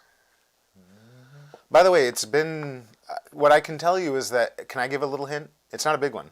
The answer has been given. We've seen the answer. And by the way, we've seen it more than once, which means that the second person, or the last person, because for all I know, it could be said a bunch of times, the last person actually won if it had ended then. For all I know, it could be somebody else. But you have 2 minutes, just a little over 2 minutes left to guess. Remember, the last person wins. And by the way, shout out to Heather Marie, who has been watching diligently. Look, it's at 155 right now. Nate said pink snapper. When they get to the last 30 seconds, y'all better be ramming them comments. You better be... you gotta get them in, because as soon as it hit, we can see the times. And Bobby, I thought that actually a moderator had accidentally deleted it. And according to Facebook, the show just never happened yesterday in the activity log. It's just missing. It's just not there. Maybe it'll return at some point. Maybe it'll come back. Maybe it's a weird thing going on. Zuck knew what he was doing. Bro. But yeah, Bobby, you had some good comments. So we got 1 minute and 20 left for you guys to... you guys better be typing. For you guys to be the last ones. If you're the last one, you say it. You guys say it within the last 30 seconds and just keep ramming it. If somebody say your answer, you better say it again. I like that Avril is guessing to win her own prize. She's like, I don't want to send this out. I'd rather just eat it. She's like, Avril's family eats the jam. Can enjoy the jam sometimes. So I can see that. Boy, somebody's on the ball, though. Let me tell you. You gotta put it in. Somebody is definitely on the ball. Somebody is. You better. 30 seconds. You better keep. Somebody is way on the ball. Somebody put your answer. You better. 30 seconds left. Ooh, somebody's really on the ball here. I don't know what's going on here. What's the deal? No, we can see the time too. Don't worry. I guess Heather Marie. 20 seconds. I can tell you that. I can tell you that I've seen the answer. Oh, come up. Man, multiple times. Oh, so close. Here we go. 10 seconds left. 8, 7, 6, 5, 4, 3, 2, 1, 0. Oh yeah. All right, contest. Contest is fin. So can I tell you something? All right, hold on. Ready? Bobby.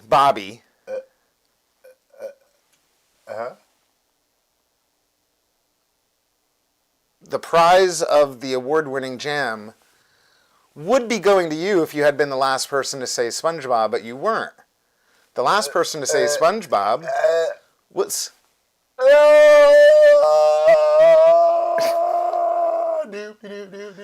Laura Lee won. By the way, throw up your L's. Somehow... Everybody put L's in the comments. Somehow. L. Put L for Laura Lee. Put LL in the comments. For Laura Lee. Congratulations, Laura. Bobby, do you realize, Bobby, You actually said SpongeBob twice, and you and Laura Lee were going back and forth, and we were watching it, and I'm like, wow, Bobby's just trying to be funny, but he's actually about to win this jam. And Laura Lee somehow had I don't know, that was really interesting, because like Laura Lee, she was yamming it. She knew it was up. it's like Laura Lee. Like, it's like Laura Lee knew. It's like Laura. It's like Laura Lee had a sixth sense. I'm not losing this one. Laura Lee. Eric is too goofy. Laura Lee says to donate hers because she has 3 coming. Laura Lee, can we give it to second place? Donate. Can we give it to second place, Laura Lee? Donate. No, wait, hold on. No, we're not talking about taxes. We're trying because she has 2. She already has. She says she has 3 coming. That's perfect. Then the full one go to me, so that's taxes. I get 1/3 of. No, but second place. Second place. If she wants to donate it, I think it would be amazing for it to go to Bobby, because Bobby's a brand new viewer.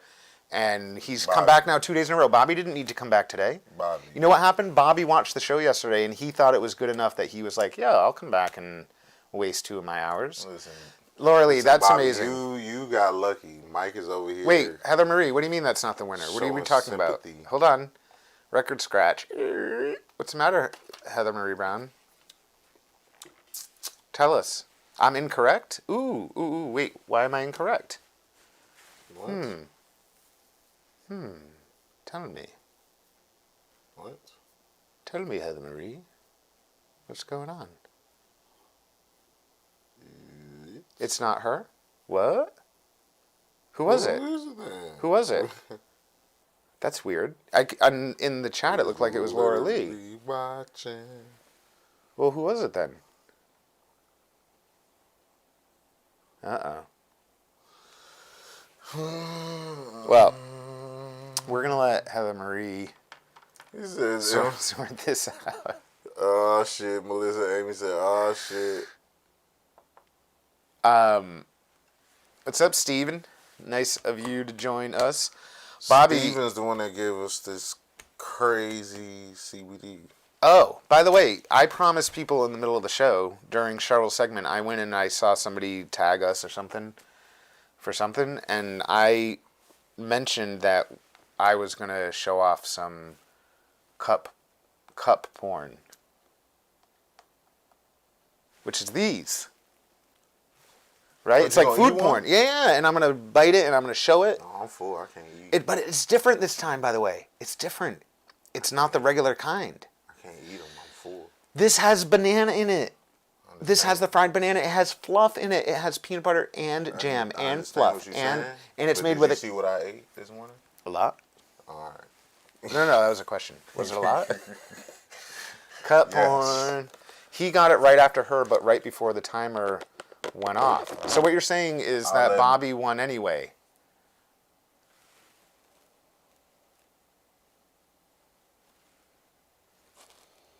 Oh. Wow. So, by the way, and Laura Lee, I just need you to send a shirt. Yeah, Bobby, either way you won.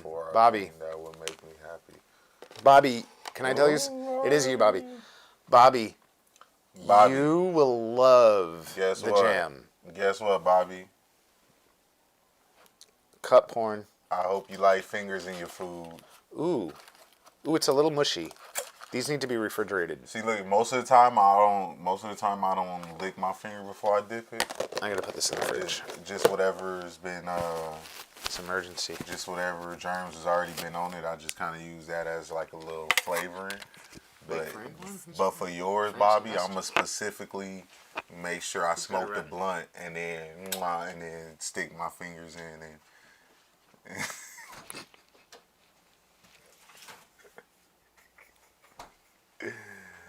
No, oh my God! Listen, it's Frank Sylvester. What about Frank?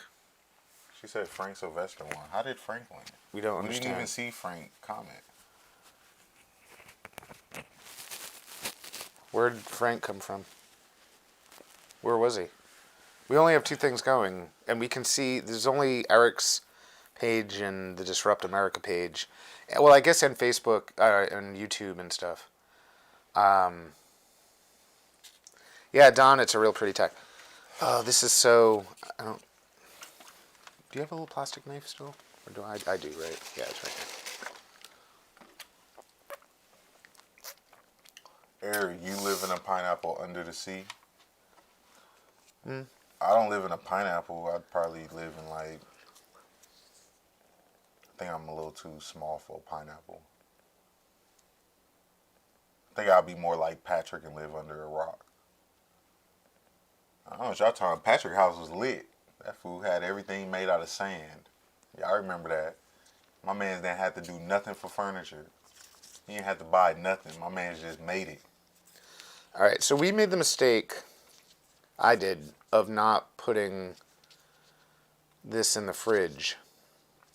So it's starting to like melt a little bit, but I just want to show you what we got inside of here. It's a little tough to tell. Bobby is only 14. I'm just kidding. There's white stuff in there. That white stuff is fluff. There's this thing. This is a fried banana. There's infused jam, infused peanut butter. And then I think this, I don't know if this is regular chocolate or if it's the caramel chocolate. Oh, Bobby can't get it. Bobby's under 18. Sorry, we got another winner, Bobby. That's unfortunate. We love you, Bobby, but we don't trust that you're 34. We already said On you're 14. the computer program, he is here. And you got offensive about it, so we not believing you. So, unfortunately, Bobby wasn't old enough to receive his prize, and the winner is this guy.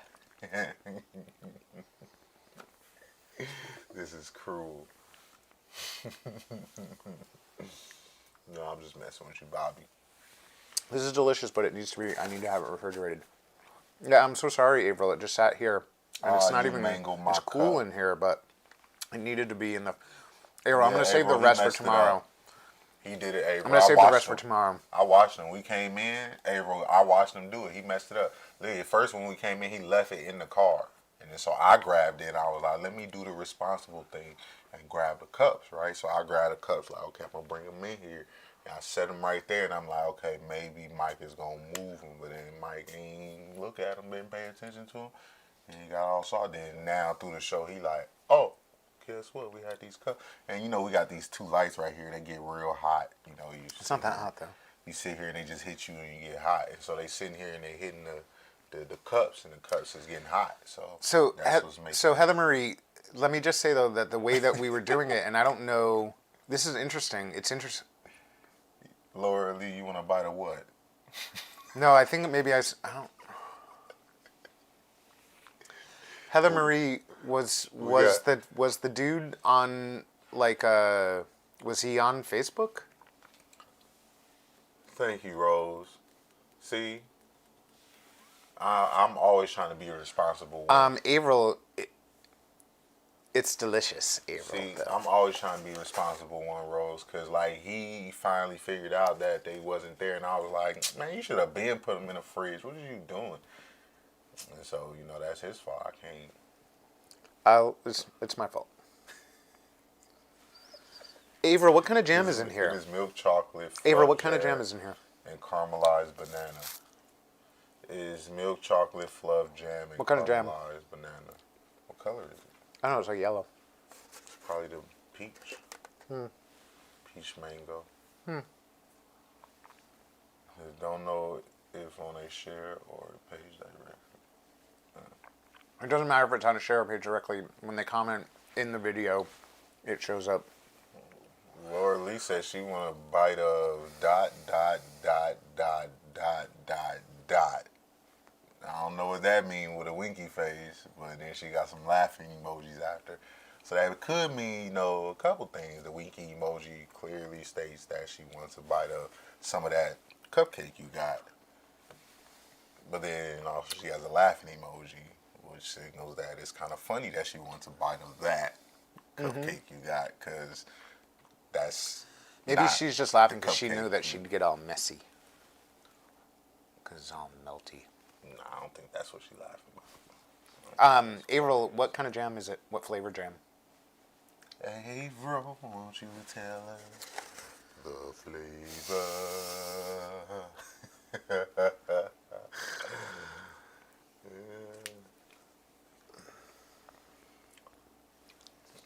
Shout out to Averill and her awesome creation. Averill doesn't want to reveal what kind of jam it is. It's like the comments froze. Y'all need to start commenting before we get mad. It's not coming in. They take like You gotta move the 5. numbers. Move what? Timer. Oh. Ooh, Lord Lisa and by that fire. Ooh, can I join? I like that shag rug you got right there. I want to lay with you. I'm going to come lay right there. And see, I like to be the little spoon, so I'll be right in front, you know. I like to get cuddled in like that. That's Careful, kinda what though, I do he's- with my shoulder. I- I'm trying to get comfortable. You got to be careful of his butt tricks, though. He wiggles his butt. What? So I hear. What? Who told you that? Don't be. I read it on the internet. You read it on the internet. Can't wait to taste my keto jam. Me, I can't wait to taste it neither, JT. I can't wait to taste it neither. We both wait. Jay, your jam is within a mile of your home. Oh, bye, Trish. You have a wonderful day. Nice to see you, Trish. Lord Lee said, melty, melty, melty. I melt in your mouth, girl, not in your hands. I take you to the candy shop. Dun, dun, dun, dun. That's a song. Yeah, see, look at you. Look at you thinking wrong. I'm singing a song. Jodi Chapin. What? Eric only makes love on bearskin rugs by fireplaces. Nah, Bobby, I like my bed. You know, I don't know what you talking about. I only do that type of stuff if I'm getting compensated for it. Heather Marie, tell your friend I'm sorry, and that maybe it's that I need to restart my chat, and maybe it's that it doesn't. I don't know. It's weird. What's on screen should reflect, and that's what I thought we were looking at, but Melissa maybe I missed said it. butt tricks. I'm sorry, What butt tricks person you whoever talking about? actually What you talking about? had one. But Bobby, you get it. Bobby Boucher. You didn't. Bobby Boucher. I'm the only one who ate a. My mama always says stupid is and Look, stupid does. Averill, sometimes I'm sorry, but sometimes cut porn is messy, I guess. Huh? Remember, I was supposed to be showing cut porn, but then it all melted, so it just Well, that's how they like it. They want you to just take that knife and smear smeared all on my lips. and then call yourself, say, yeah, I'm Get it all in ugly. my beard. I'll need some help to Say, get it yeah, out. I'm ugly. Yeah, I I'm- hate it. I'm such a dirty, infused boy. I need to be cleaned up. Need to be clean. Thanks God. Stream delete. Maybe I actually deleted Stream it. delete. No, can't keep this one up. Episode 70, part 2. Yeah. Nothing wrong with messy. Whoa, Melissa. Girl, you better stop. You buying breakfast now, you talking like that. You trying to make it. She trying. You better stop, girl.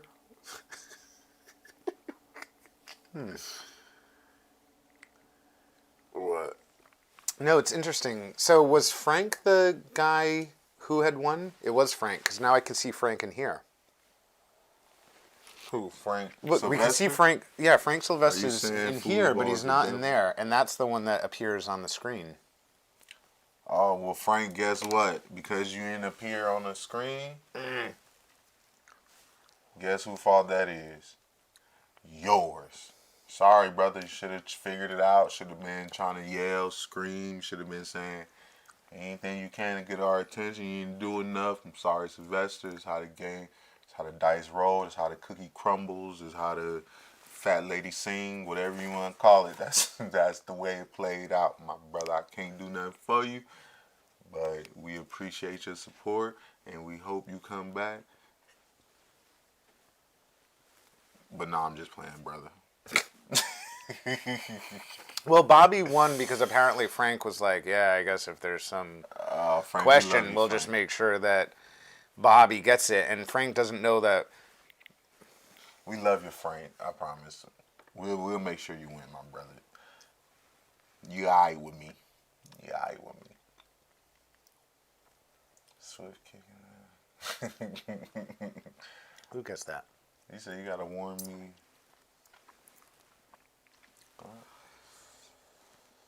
Too much sugar.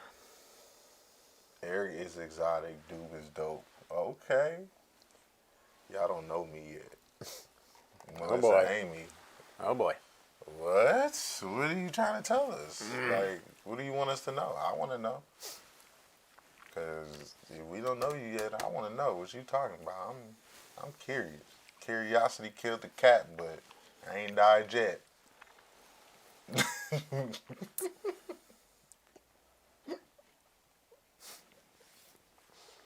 I got 9 lives.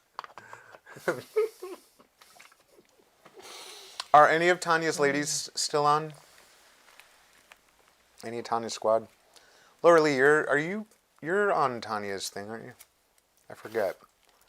I don't watch it as much as I should. I don't Which of watch Tanya's it ladies are still on here? as much as I should. By the way, Tanya. I just wonder what Tanya's doing today. None of. Mike is going through a freaking superhero transformation as he eats.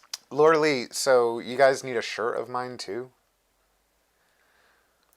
You need a shirt and so by the way, they were also, well, I'll talk to you about it after the show, but so for my for the shirt you need from me, do you forget I was gonna make a joke and I don't even know what's funny, it's just weird. Man, you have to think about it like. Yeah, it was just like, and you, by the way, you know when I self-police my jokes, if I actually shut my mouth on something, you know it's probably bad. Jodi said, can I consider myself one of Tanya's ladies? I don't know, we have to ask Tanya, Jodi. You can't self-proclaim Tanya's lady. You can't be a self-proclaimed, it's not how it works. Okay. Rose, we're glad that you join us every day. We really appreciate it. Ava said, Eric, you are a superhero. Dun dun dun dun.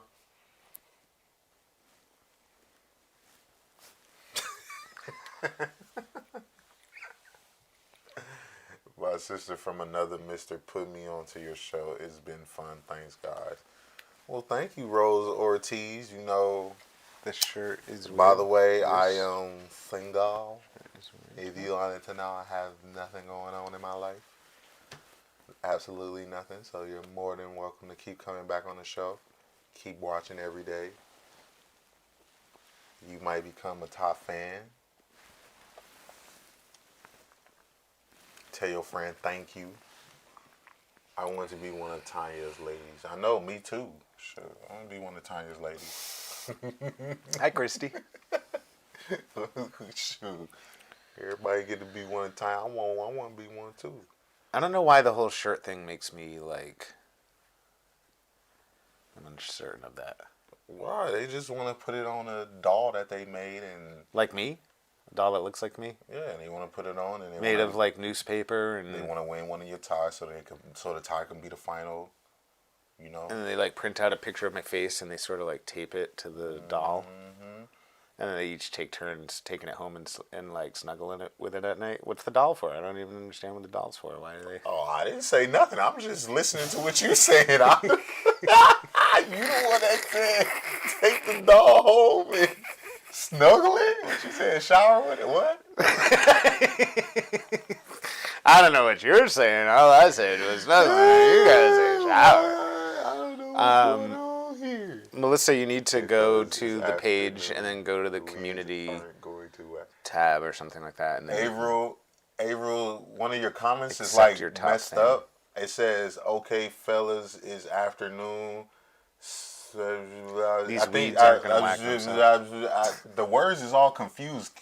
Try to type it again and see if it come through. We can't read it. It says, all we see is "Okay, fellas, is afternoon." We don't see nothing else after that. Try to type that again so we can see the rest. We couldn't see it. Oh, guys, no, I don't expect you to send the shirt back. unless you really want to. I'm still. If you're gonna send the shirt back, it No, needs to have lipstick kisses from each of you on the collar. I'm gonna give you the secret to becoming a top fan. The secret to becoming a top fan, you already did half of it. You sent the food. The next secret is you gotta keep hitting that like and that heart button. And the Patron account, diamond level Patron. Everyone who's a top fan is diamond level. Oh, that wasn't part of my things. That's part of my qualification. No, I set up one for you too. You just don't know it yet. What? Hold on. How are you getting the pictures? You have 1,200 subscribers so far. $5 a month. I need my money then. Shoot. I'm owed some money then. I feel like if it's already made, I am owed. That's like $40,000. Shit, I'm owed. Yes, we can tell you what we are doing with them, but we'll be special for you. Well, Christy, what's special? Like, what are you guys gonna do? Like what does this involve? Maybe they're gonna all wear the shirt and dance like it's risky business. Remember that movie? Risky business. Yeah, they're all gonna put sunglasses on and just my shirt and naked underneath, and then they're just gonna dance on video with the tie and the shirt, right? Okay, look who just logged in. Johnny Two Socks. What's up, Johnny? My man Johnny. Miss you, buddy. 2, 3, 4, 5, 6 socks. Let's do it. I feel like now that Johnny Two Socks is here. Oh, for change the letter. Okay, y'all. It's okay. I don't mind secrets. April says. April, we just see your name. We don't see the comment. What? Hold on. We're gonna try to put a reaction on it to see if the reaction will help. Let's see if the reaction. Do you see the heart face? Do you see the heart face? Do you see a heart? We sent the heart. We clicked the heart button to see if the comment. Here, hold on. We gotta pin it so everyone can see it. We pinned a heart. Does it have a heart on there? Does it have a heart or anything? Does it have a heart? We was trying to make sure. Hey, don't we got another guest coming on? I thought we had another guest. Don't we got somebody? Isn't the internet about to shut off? No, the internet's about to shut off. No, it's not. We got a whole nother guest. Remember, I said I was calling my homie. You should check to see if he on right now. I think he is in the Zoom room. What time is it? In the Zoom room.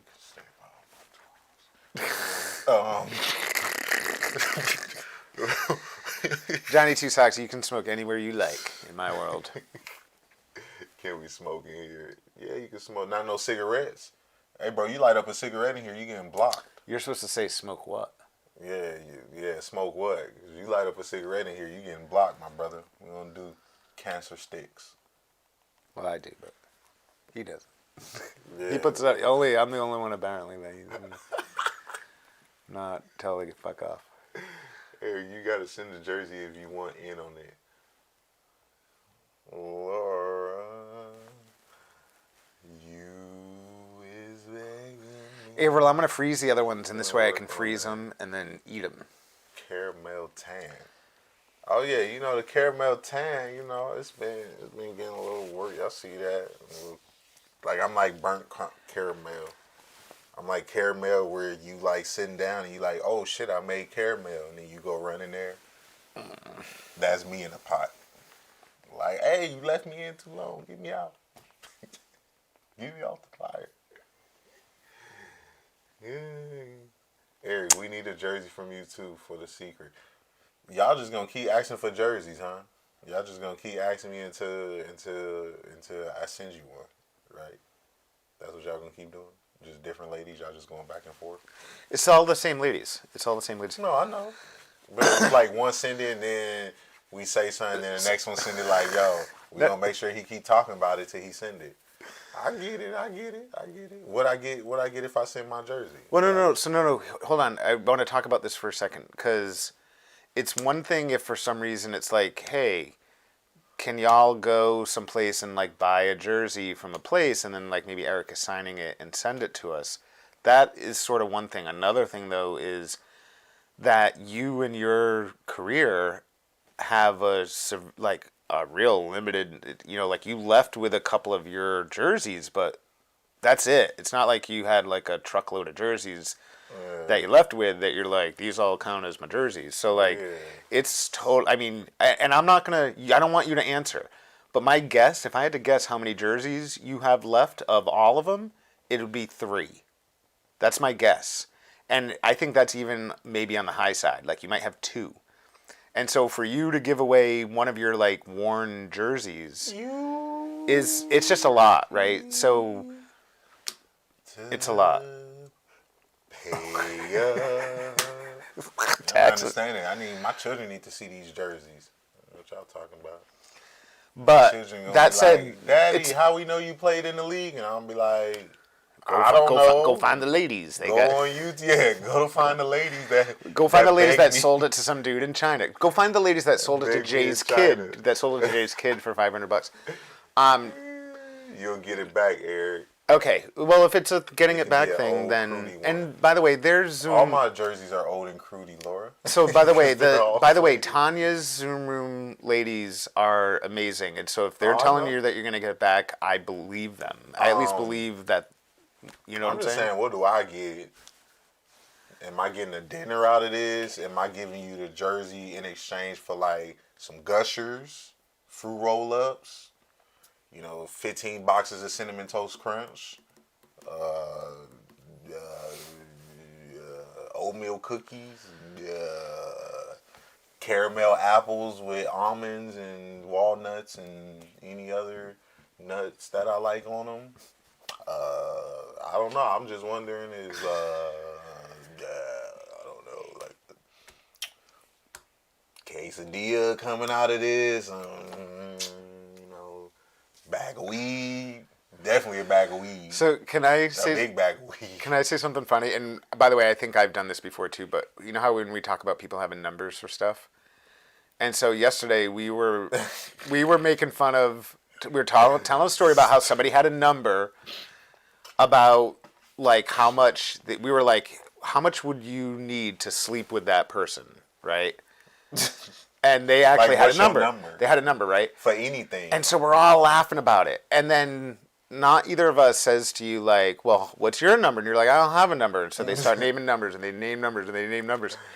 And then I'm like, how about an Audi RS6 Avant fully paid for? And you're like, and then you're like, no, I'm just kidding. Yeah. But it's interesting because, look, the last number you were given was twice the amount of how much that car cost. Like, you could have bought 2 of them, and you were like, no way, I would never do that for that money.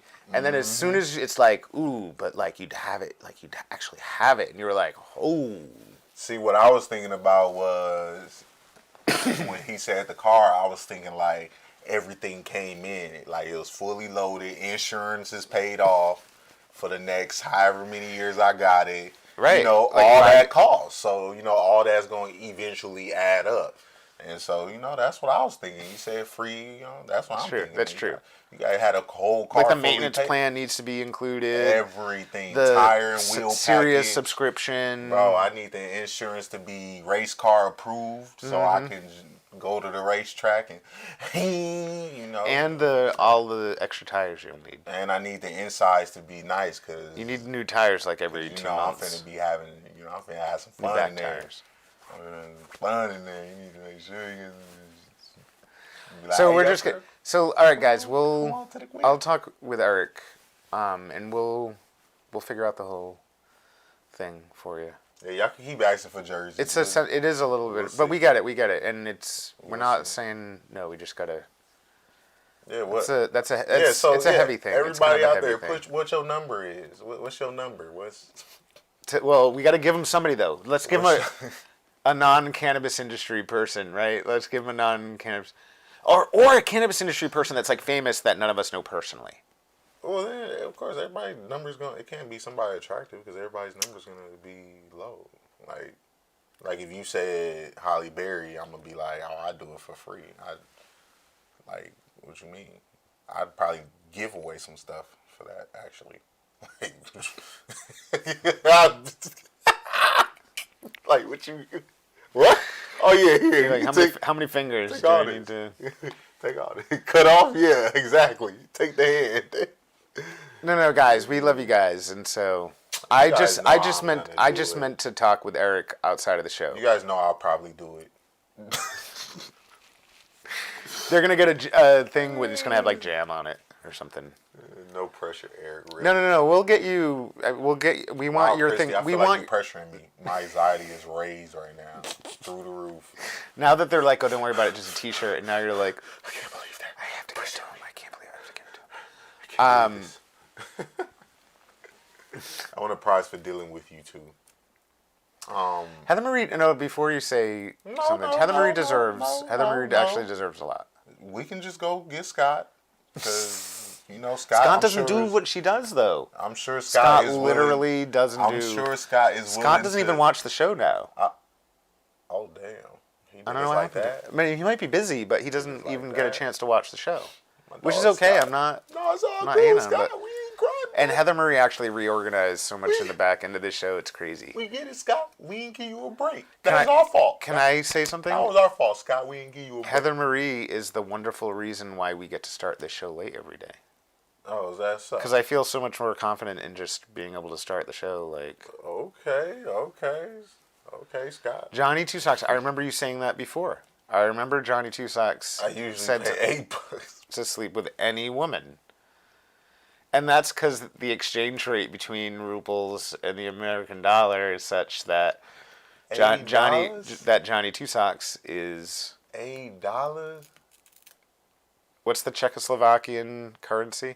What if I can make sure to deliver it back to you personally? Ooh, wait, what? It depends, Jody. How would you get it, Jody? What do you?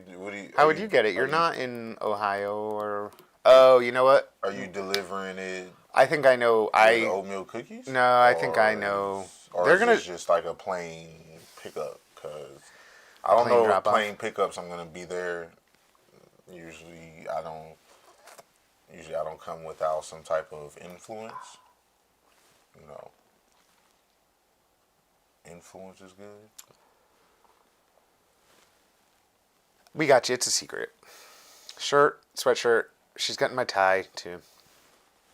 Dawn won this tie. What else y'all want? I really like this tie. Shoes, socks, drawers? Can I tell you something? It makes me a little bit wistful now that I'm like... I hardly ever wore it. But now that it's going away, I like it even more. I'm going to miss it. All the memories. Somewhere on the USB file. All the memories is somewhere on the USB file. Gotta find it. Don't pay attention to the bite marks on the tie. Like, oh, this color is not part of the rest of the color. Are those teeth marks? Is that a dental record thing? What's going on there? Oh, man, you guys are funny. We are all in the same states. Yeah, Jay got his T-shirts in the mail. We should got tees in the mail just now. We'll send pics later. Enjoy your crop top. Eric, all of Eric's taxes on T-shirts are just nipple holes. He cuts the nipple. He cuts holes right there and just keeps those two little pieces of fabric. Shoot. I knew you were my people. Was you talking about me? Are you talking about me? I didn't get a package, though you were sending me something. Laura, who's sending you something and you didn't get a package? Nice tie, Mike. I thought this weed was turning on him.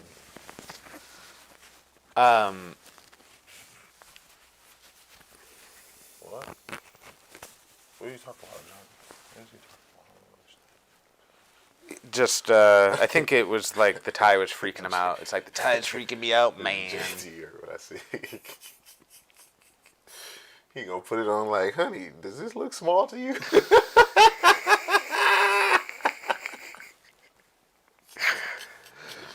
No, baby, it fits perfect. Well, I don't know, Melissa. Bite marks you get fire. Neck marks if it's on your neck. I don't know. What? I'm just saying the type of marks depends on what it comes in contact with. Right? What's a necktie, isn't it? What? It's around my neck right now. What? So I'm just listening to. I'm just saying what. I'm not saying nothing. Hey, how you take the what I say? I'm just listening to what you saying, responding. You said something about neck marks and ties. It's a tie. I'm just saying what? It's a necktie. Oh, is it? Ariel says weeds ain't gonna whack themselves. It's a necktie? Is that what it is? It's a necktie. Where she said that at? Oh, it's pinned in the comments. That's why you don't see it there. It's over here. You can see it over here. Oh yeah. It's from before. Yeah. Oh, that's what that. Oh, April, that's crazy. We didn't even see it. It just popped up. Now it said weeds ain't gonna whack themselves. Oh, you talking about the weeds at the farm? That's crazy because we was about to get off right now and head up to the farm. But Mike said he had this meeting he had to attend.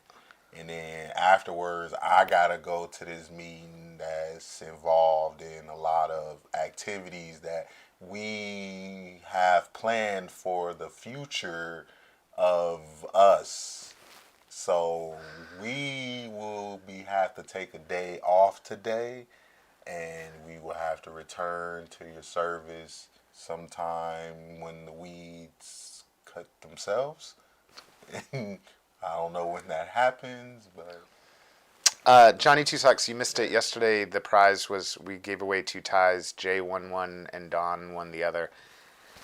And I talked to Dawn because she was saying she wanted to do something special with a tie. So I asked her what her favorite colors were, and she said pink and green.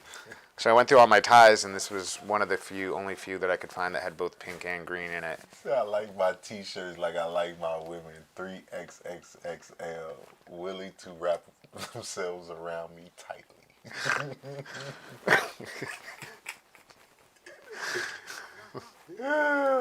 JT, you funny. If I ever get to Boston and song, you guys are toast. Oh. Like, as in, you're gonna put us in a toaster and then push the thing down and wait for us to. You should put us in a toaster oven. This way there's no popping. You just lay there. Well, if you're gonna toast us, just know I'm already pretty dark, so you don't want to keep me in too long. Just for a second. Just a quick heat up. Yeah, it's not. Now, Mike on the other hand, throw a little quick butter on him. Throw him in there for like 30 hand, seconds. you can leave him in there and go watch a couple episodes and come back. Decarb me. 20 minutes at 190 degrees. Yeah, you just gotta warm me up. Put me under a heat lamp. Sure, I'll spread jam out. Whoa, hey, Laura, you keep them comments in the DMs, girl. What is wrong with you? What kind of jam though? Is it keto or is it regular? I like them both. I'm just wondering about the crackers I'm gonna bring. Hey, bro. To cover my nipples. We're going to need a lot of jam because I got a lot of toast. I'm a lot of toast. A lot of toast. Eric is light toast only. Exactly. Oh, you guys are funny. You guys always keep us laughing with your dirty minds. You guys' minds are so far in the gutter. Eric loves it. This is what keeps him coming back day after day. Keeps me awake. It's all going down in the DMs. Yep. It goes down in the DM. It go down. It go down in the DMs. It go down. It go down. Hey. It goes down in the DMs. Goes down in the DMs. Laura says, seriously, can't wait to meet you guys someday. I bet you can't. Because let me just make sure I'm ready. I'll make sure I'm ready. So, We think we're having some sort of birthday party for Eric. I already have a place. They think they having a birthday party for me, but little do they know I'm gonna be gone. Everybody gonna show up. Where Eric? Eric's going to appear remotely in a pre-recorded like, video. Thanks, guys, for having a birthday party celebrating. Thanks to all you Cub Scouts that came out for my birthday. Really appreciate it. I got to run because I got to do another one of these for a bunch of people back in Massachusetts who gather for my birthday. But you Boy Scouts, you keep on keeping on. You guys are funny. And then you cut to the Boy Scouts looking at their video and it's like, what's up, motherfuckers? You can't handle the ginger. She's a redhead, apparently. Lord. You realize I've been in the NFL, right? Let me just say that. You realize he likes sushi, right? Because it comes with ginger. It comes with ginger. You eat all that ginger. What? What? I like sushi. You like sushi, it comes with the ginger. Wow. It comes with the ginger stuff. Who is this dude? Who is this guy? You don't. What do we have Do you here? not like sushi? What do we Do have you not here? like Funny sushi? guy. Are you not entertained? Do you not? Do you not? What do we have here, Mr. Funny Guy? Hey, Lord, look at. I'm gonna just say, Lord. Ooh. I'm told I'm soulless. Hey, look at Lord. That sounds fun. That sounds fun. Let me tell you, Laura, I've been in the NFL, and when you're in the NFL, you meet a lot of people. Like, people just want to just meet you. They want to interact with you. They want to see what type of person you are. They want to see what's underneath your clothes, and sometimes you just let them see. And I've had a fair share of people see, so I'm just saying, Laura, you may think I don't know nothing about gingers, but I had a lot of ginger in my life. And sushi, next to my sushi rolls, I had a lot of ginger on my plate. Mm-hmm. Mm. And I only got one chopstick I use.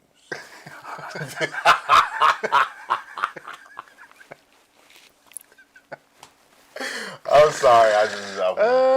No. I'm funny. Comments went dead on that. I know they're like, oh man, we're going way too far. Yeah. Oh man, I love you guys though, but we have made it down the road. We have come to the end of the show. And Laura Lee, it's time for us to go. 'Cause we don't wanna talk to y'all no more. And Mike did the tie trick before the end of the show. Peace.